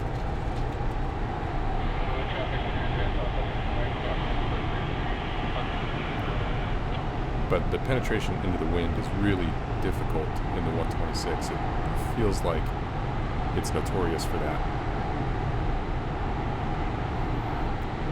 But increasing the airspeed is really what I need to be doing here. I had the altitude. The winds could get me back to safety. I was really in a good position to be aggressive.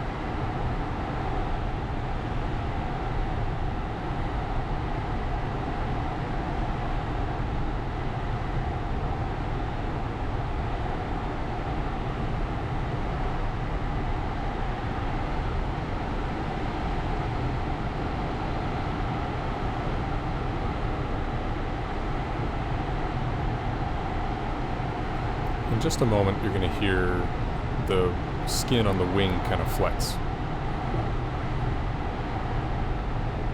Right there. And the vario's starting to indicate a slight swing to the positive. It's heading that direction. I felt a little bump to the right, and so I thought maybe there's a thermal over here, just a little bit. And sure enough, I start seeing the needle rise. I'll go ahead and give it a shot. It was pretty bumpy on the edge of this thermal, but this thermal is going to turn out to be pretty exciting for me.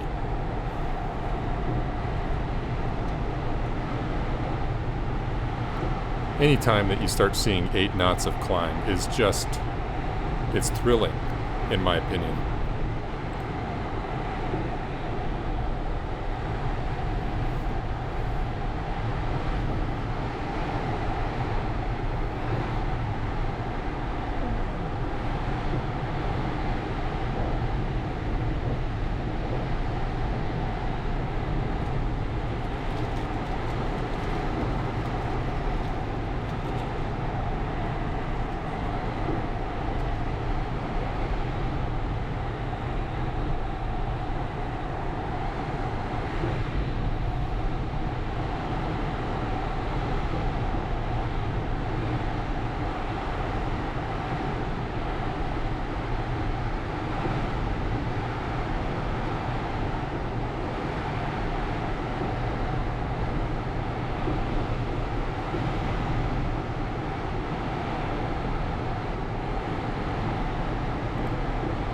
You'll notice here that my airspeed is well above 40 miles an hour, approaching 50 miles per hour, maybe even a little more. And part of that is because I was simultaneously trying to eat and thermal at the same time. But I don't think I was really watching the airspeed as much as I was paying attention to how centered I was.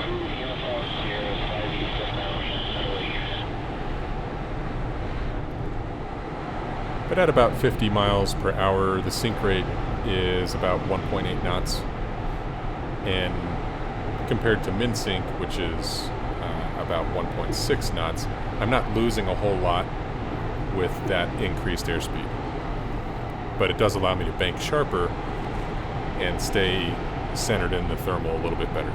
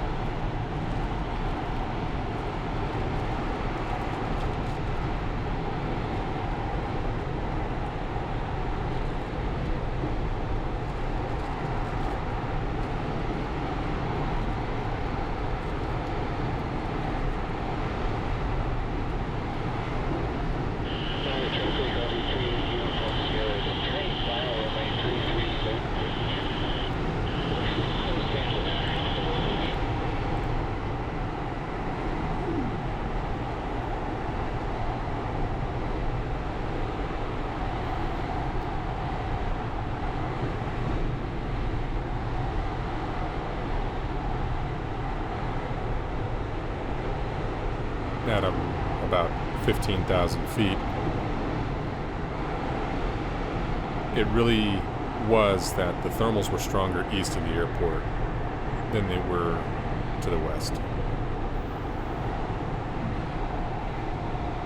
But you can start to see the ground shadows filling in a little bit, indicating the clouds are getting a little bit bigger.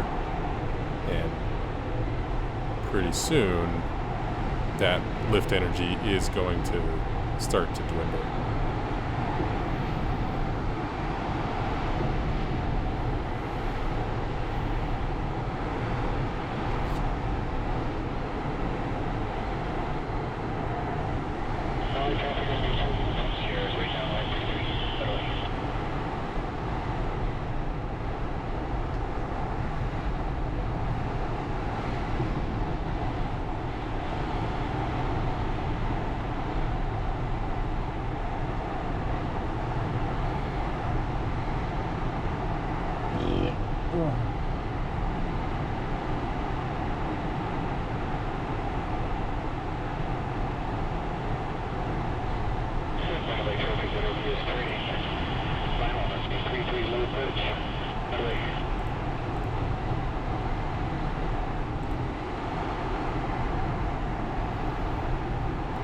So taking advantage of this very light lift, I should also have been pushing the nose forward to get a higher airspeed, and that would cancel out the increased rate of descent just a little bit, but also give me a little more penetration power into the wind.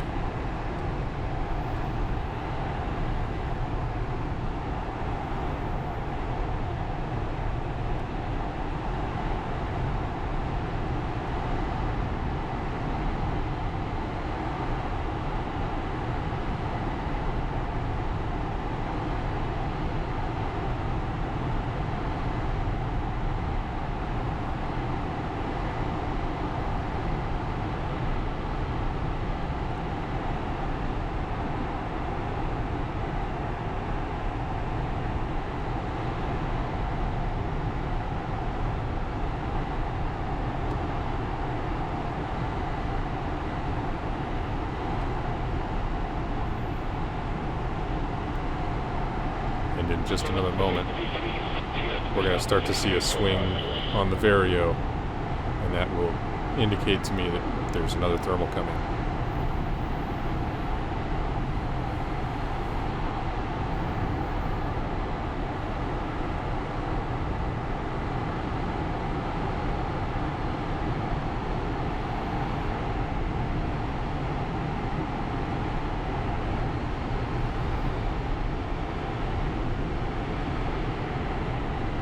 As far as my heading here, I'm really trying to get to that next turn point and staying under these areas where there's clouds, because hopefully there's lift there.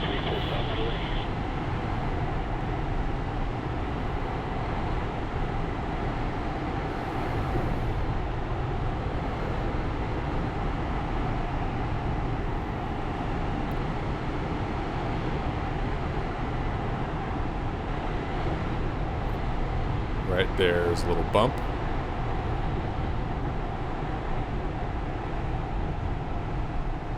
And I felt it to the left, so I'm going to try to turn left.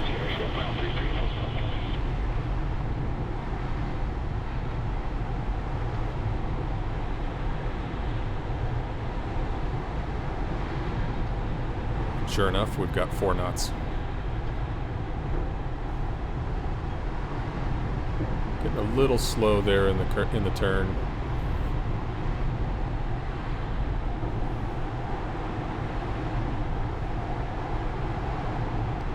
Try centering a little bit better. And reinitiate that turn.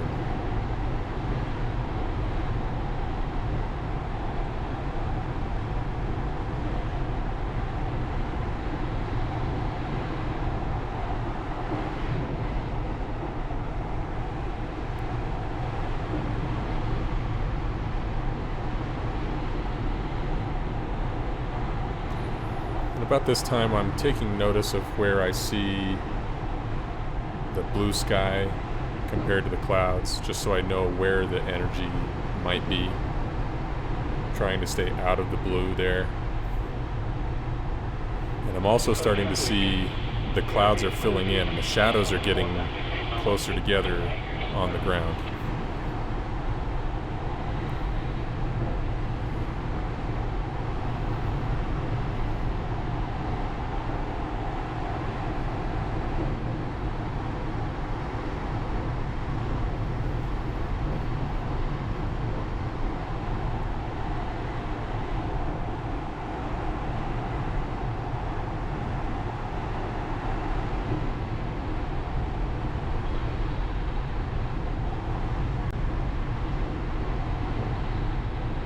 traffic for the strawberry 40 Alpha, traffic southbound on Alpha, San Francisco area to Delta.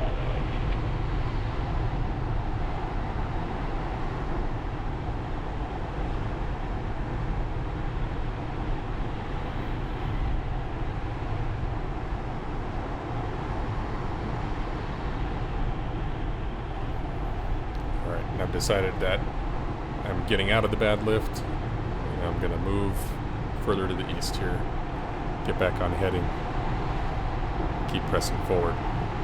There's probably lift out there. I'm not too worried. I've got altitude to use, and I've got the wind favoring me toward the airport for landing. Another little bump, and start to see a rise. We'll try it to the right this time.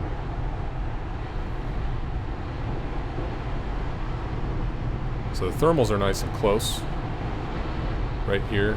So I've lost overall 300 feet of altitude across the last 3 thermals.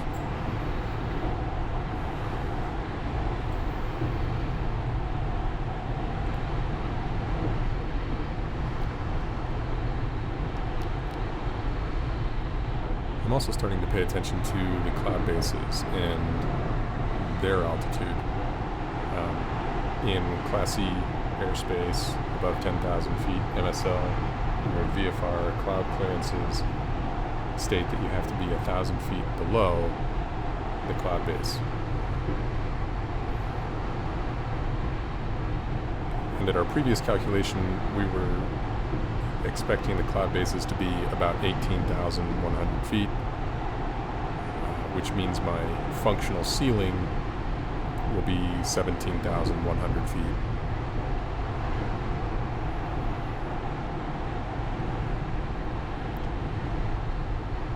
But that perception is getting harder for me to determine as I climb closer to them. You know, that depth perception isn't working as well. And you really should be trying to estimate cloud bases based on the angles that you can tell between you and the clouds. And so I'll try that as well when we get to the top of this thermal.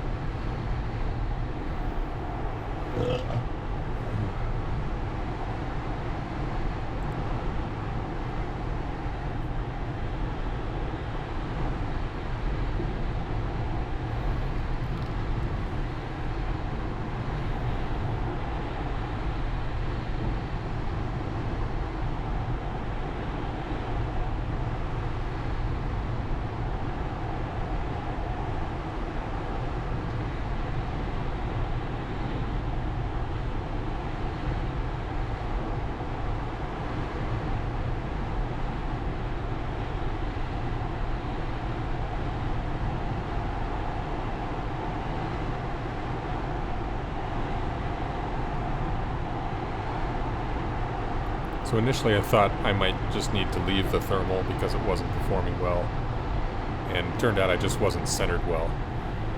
So ran back into it as I tried to get back on course.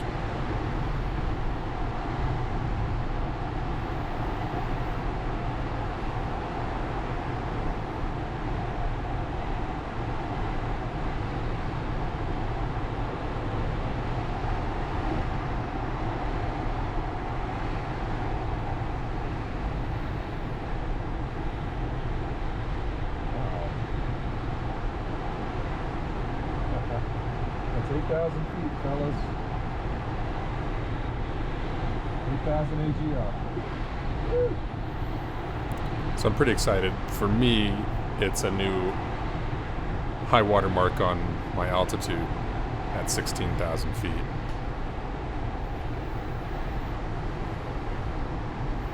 And it's still climbing. Come on. Keep going.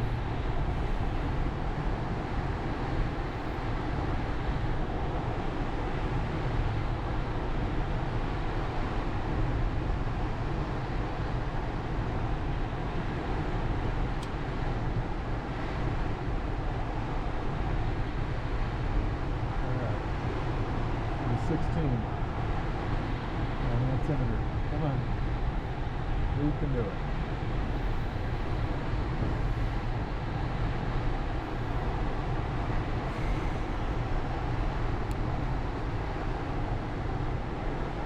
Gosh, that is just beautiful. And so the difference between the altimeter that was set to a rounded field elevation, mechanical altimeter, and the altimeter that's built into the LX nav, which is set to the field pressure setting, is about 500 feet now.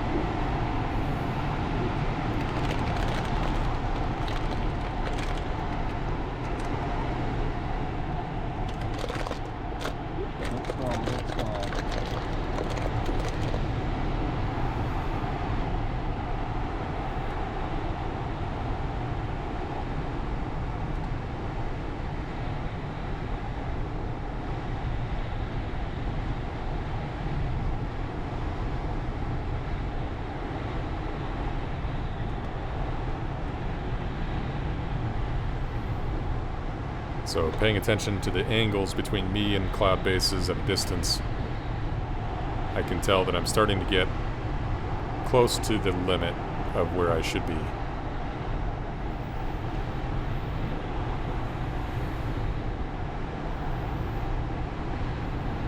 And I probably didn't need all this altitude. Oh, baby. This was now more just an exercise in how high can I go.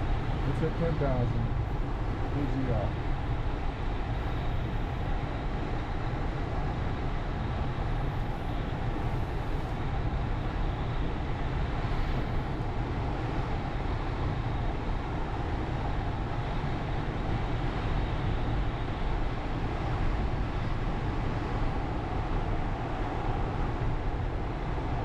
Come on.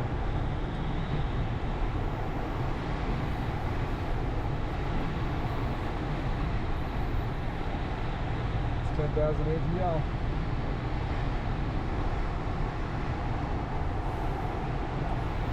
The clouds really did feel just so close that you could reach out and touch them.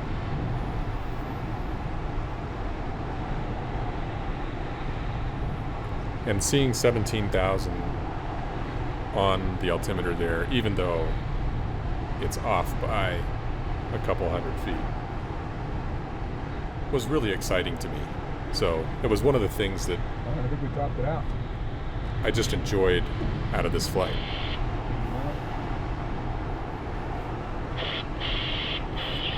Alright, let's go. Looking like a bat out of hell. So now I've got the altitude, I've got the task is pretty close. I'm willing to push the nose over a little bit, try to gain more airspeed, and trade that altitude. Alright, I got it, guys. But I'm also noticing that I'm still in rising air. And that's also going to help me make that decision to go ahead and climb, or run. It's 43 degrees Fahrenheit. So I checked on the temperature there, and it's about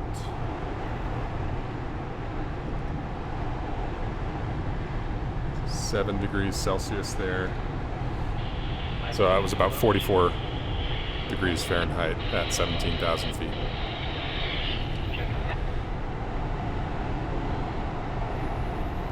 Much more comfortable than the 95 degrees Fahrenheit on the field. Likewise, ground 47 Sierra, come again. Check again. Can't see where you're at. I'm about 3 miles to the east, 16,400. Congratulations.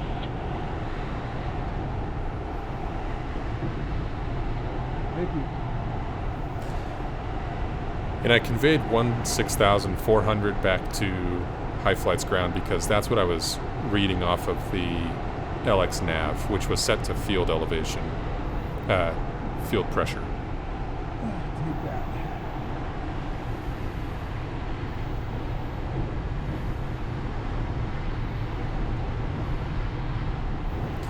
And so this is where that difference between the mechanical altimeter and the LX-Nav Vario set to the field pressure became a little bit of a problem.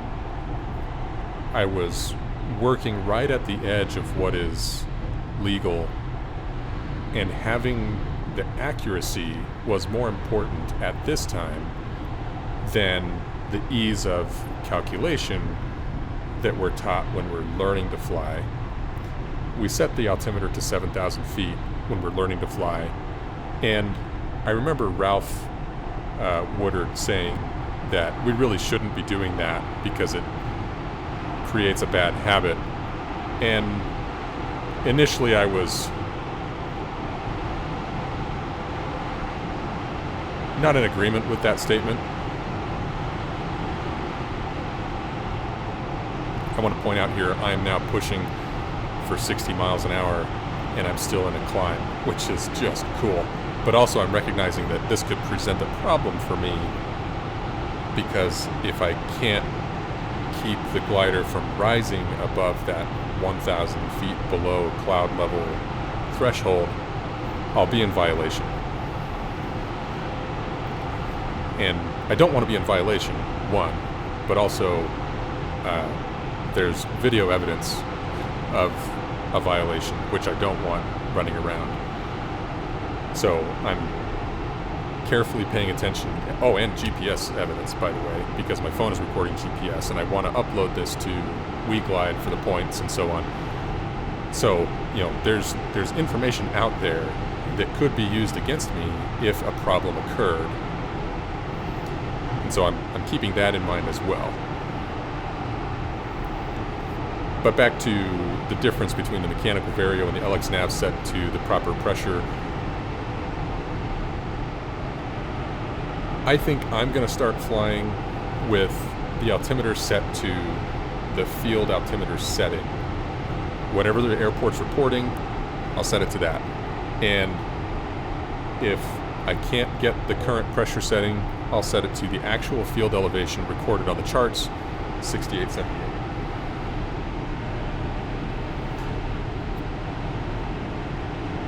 I'm a pilot. I can do that math. I don't need the crutch of setting it to a round number.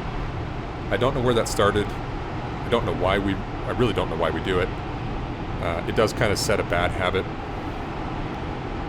And it was pretty clear to me in this flight that that little bit of error that we add to the altimeter, while it's an error in a good direction, it still can present a problem in the flying. So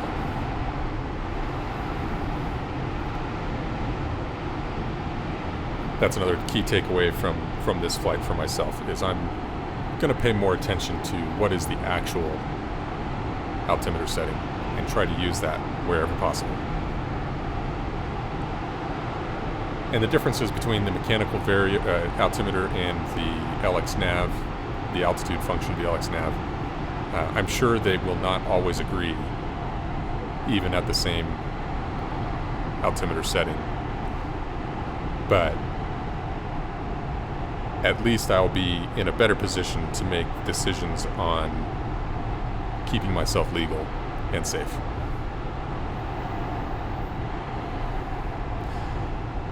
So now I'm heading toward my turn point, and actually I've probably already passed my turn point.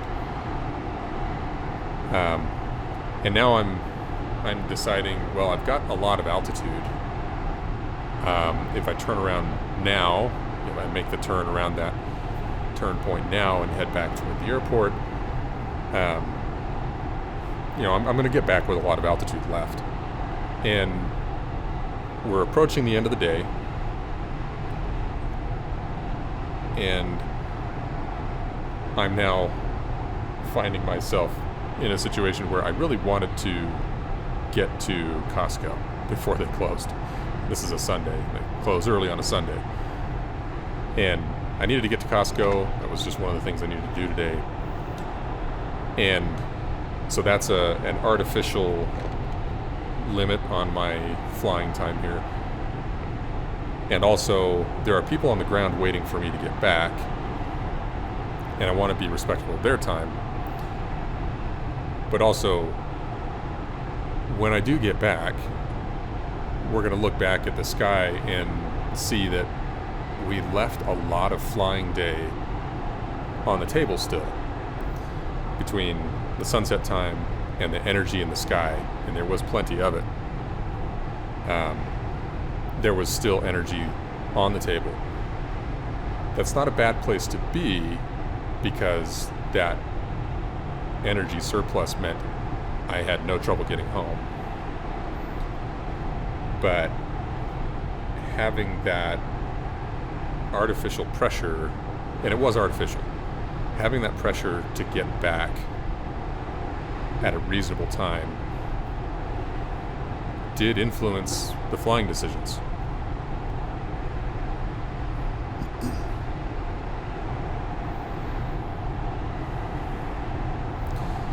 So with the altitude and the time that I've got available, yeah, I think that's reading about 5 degrees Celsius, I'm curious. Yeah, 41 degrees Fahrenheit. So with this altitude, I'm actually going to see how far to the east do I feel comfortable going. We've got the group of windmills out there. I wanted to see if I could get out to the windmills, because I remember Ralph Woodard talking about, I got up and I flew to Black Forest and I flew out to the windmills, and it just seemed so far away because I've never done that before. And here I'm giving it a shot myself. Hey, can I reach the windmills, which is directly south of Calhan?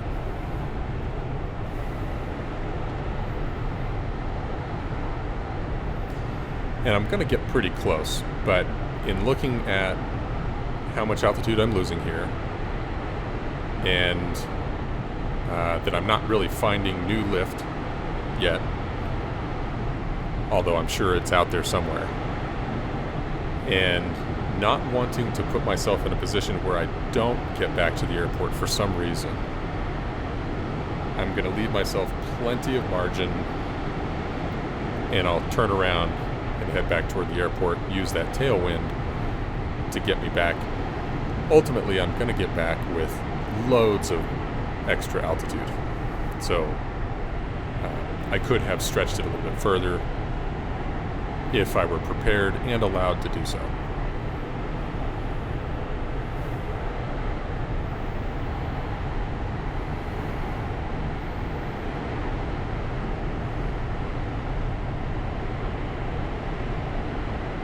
About this time, I'm deciding what am I going to do here.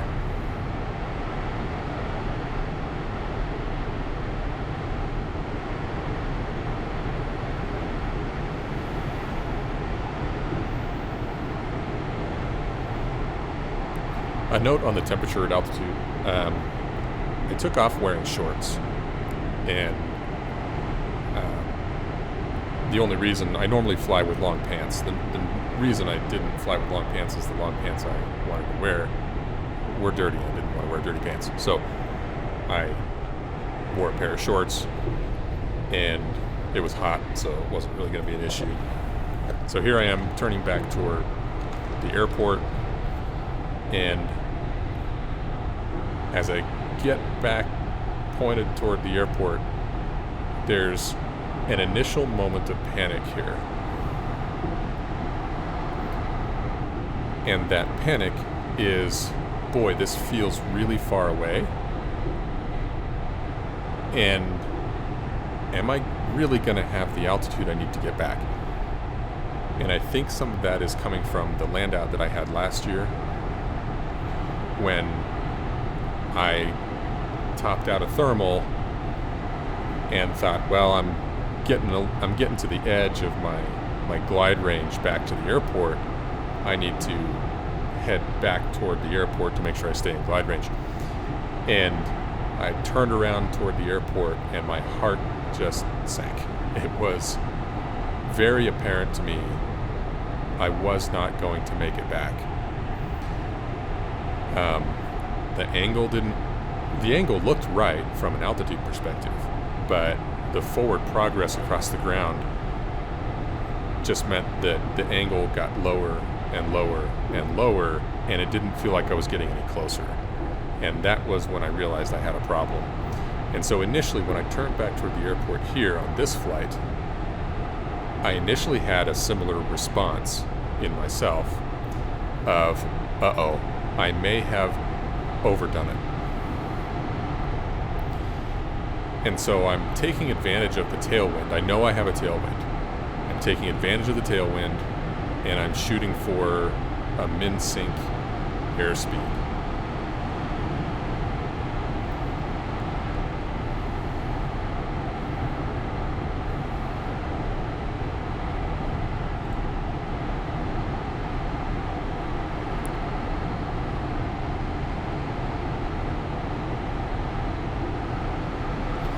And really, if I were smart,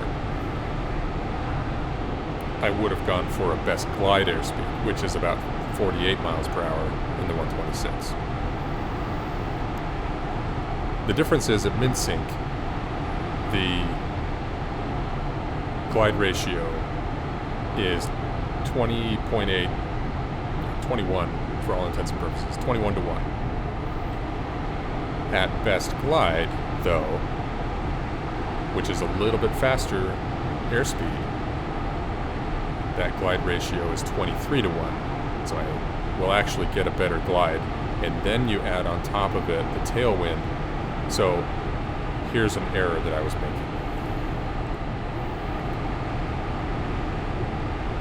And it looks now like I've picked up that airspeed a little bit.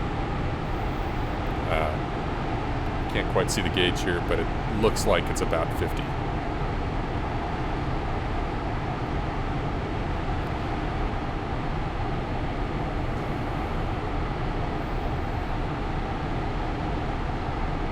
But slowing down to min-sync was actually a little bit of an error.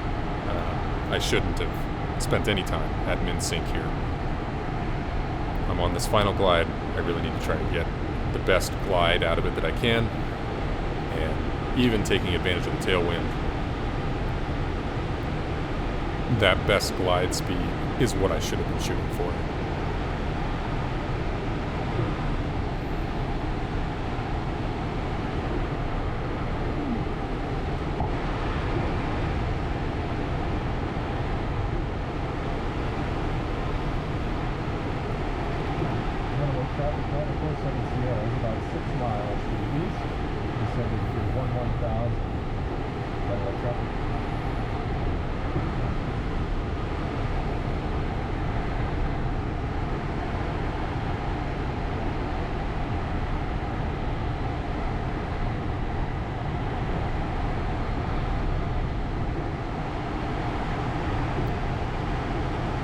So right here, if I were in need of altitude, which by this point I've determined that I wasn't. If I were in need of altitude, I would have taken a thermal here.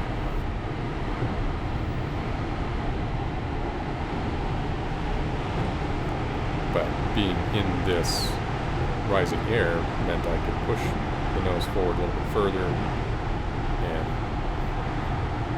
take advantage of that rising air to give me roughly the same glide ratio, but at a faster speed.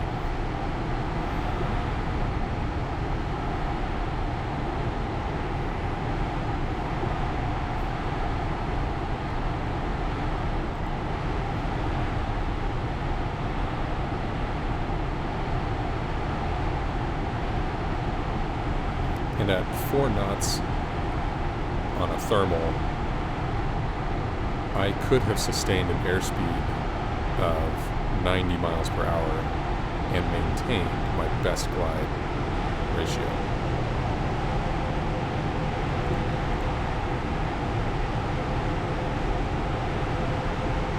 And of course, as soon as I get out of that rising air, I'd have to slow it back down to that best glide speed, or I would end up coming in short.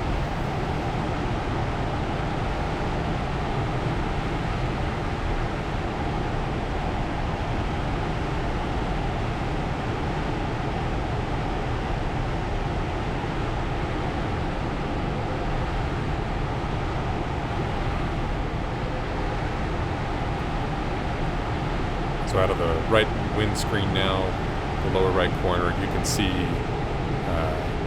the airport complex. And I'm going to grab the AWAS real quick, just to make sure I'm understanding which runway I'm going to use.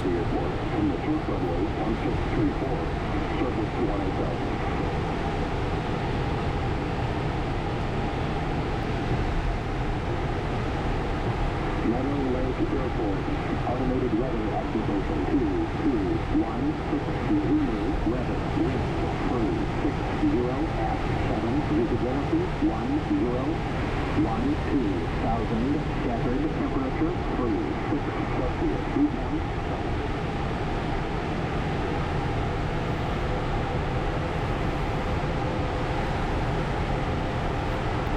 So now it's pretty obvious to me that, yep, I made it back to the airport. I've got altitude for days. I only lost 5,000 feet from the top of my last thermal to as far east as I wanted to go, and then returning back to the airport, which is really pretty amazing. That tailwind coming back to the airport was so amazing. And it wasn't that strong. If I recall, the XC-SOAR app was indicating maybe 11 miles an hour or 11 knots, and it wasn't much.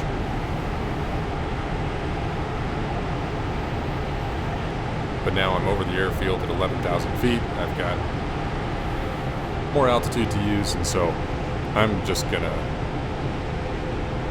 burn some of it, just have some fun here close to the airport with the altitude that I've got, and then worry about getting into the pattern as I get closer to the ground.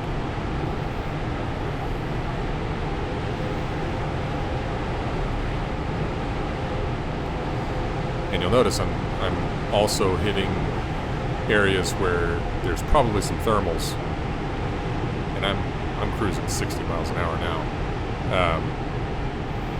And I'm hitting thermals along the way, and I'm just ignoring them because I don't want to take advantage of them. By now, I know I've got my 2-hour duration time, even with a handicap if there was a requirement for a handicap. And so I'm comfortable. I'm just now enjoying the flight. I'm going to enjoy the last little bit of descent here and have a good time.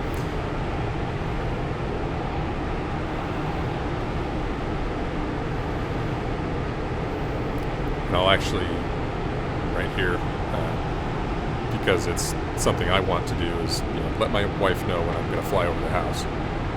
So I quick texted her, let her know, hey, I'm flying over the house, and then I'll fly over the house and head back toward the airport. What was interesting to me is as I'm getting closer to the ground, the altimeter is saying I have more altitude than my brain is perceiving that I have. They're rocking the wings, waving hi to my wife.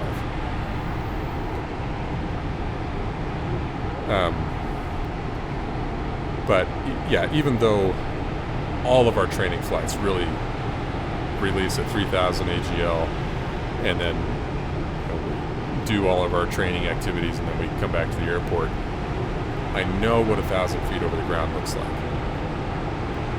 I know what 3,000 feet over the ground looks like. But coming down from 17,000 made everything just feel so much closer. And I actually had a little bit of trouble getting in position for arrival to enter the pattern. Here I'm going to try I'm just going to do a 0G. It's one of my favorite things to do while I'm flying. And I've got the altitude. Oh, that's fine. All right.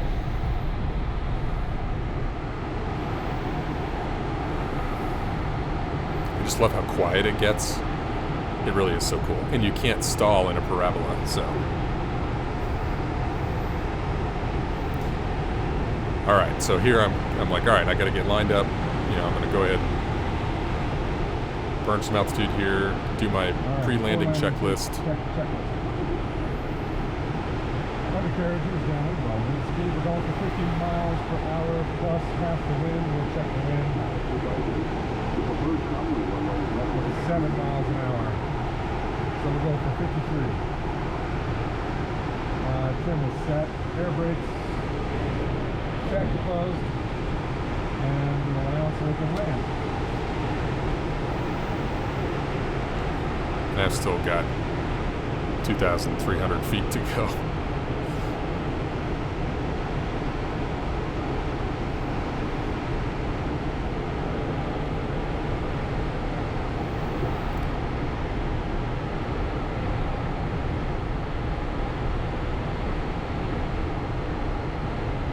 So rather than thermaling, I'm just taking up some ground distance and letting the glider come down to traffic pattern altitude.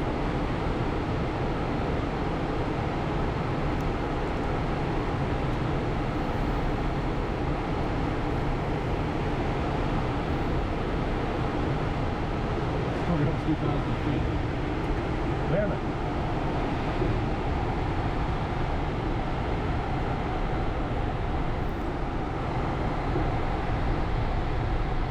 So yeah, mentally here, I'm like, the ground feels so much closer than it really is. And I think it's just because I spent so much time flying up high that perception was askew.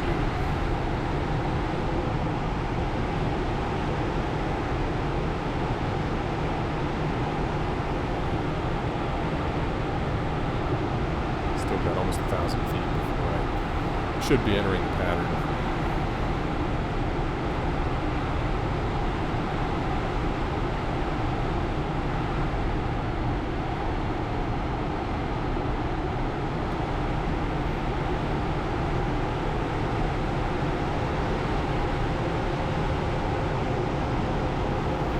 One thing I want to point out is in these turns here, you may have noticed that there's a real bright green stripe along the ground, and pilots who know that that's a creek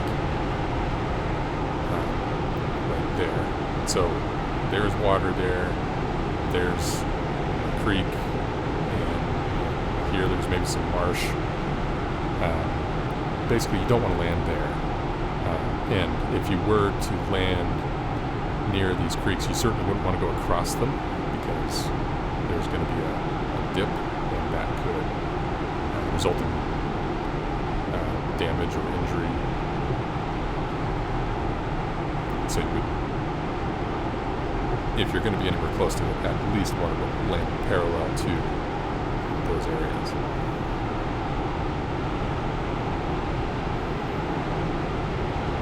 So I've still got 500 feet to go before entering the pattern, and it's really messing with my mind at this point. I really am thinking, gosh, I just feel so close to the ground, but everything I'm reading on the instrument is telling me, no, you need to burn more altitude still. And I could do other things. I could do a slip.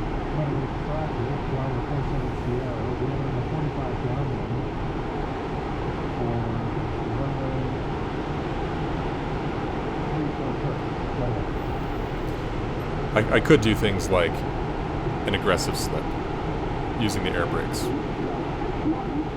Visibility 10,000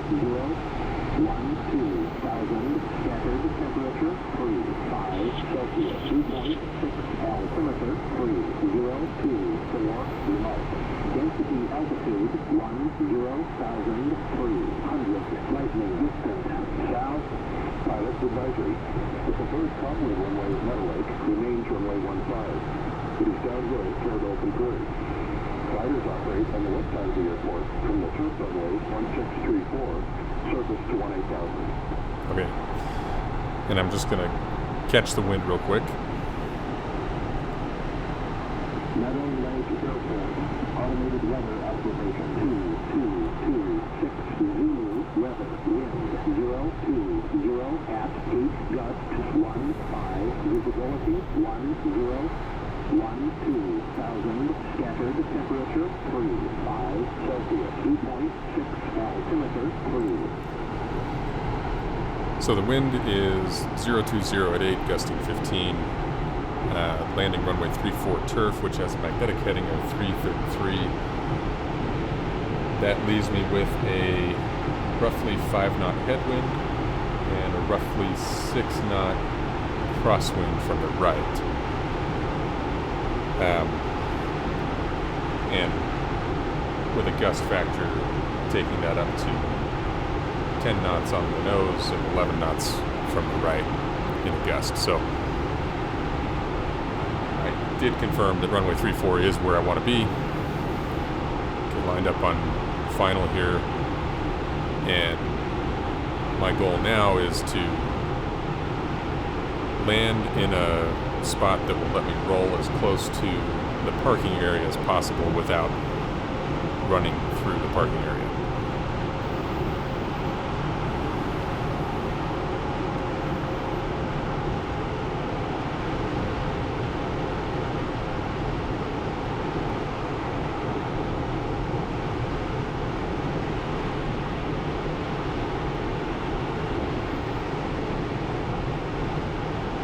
While I'm pleased with my approach, I didn't have to do anything spectacular to get it where I wanted it. I really had a very good glide. I'm not so happy with that, my touchdown. I've been focusing on not getting the tail first. And unfortunately, in doing so, I think I landed harder on the main than I normally would. It's still a thing that I have to work on.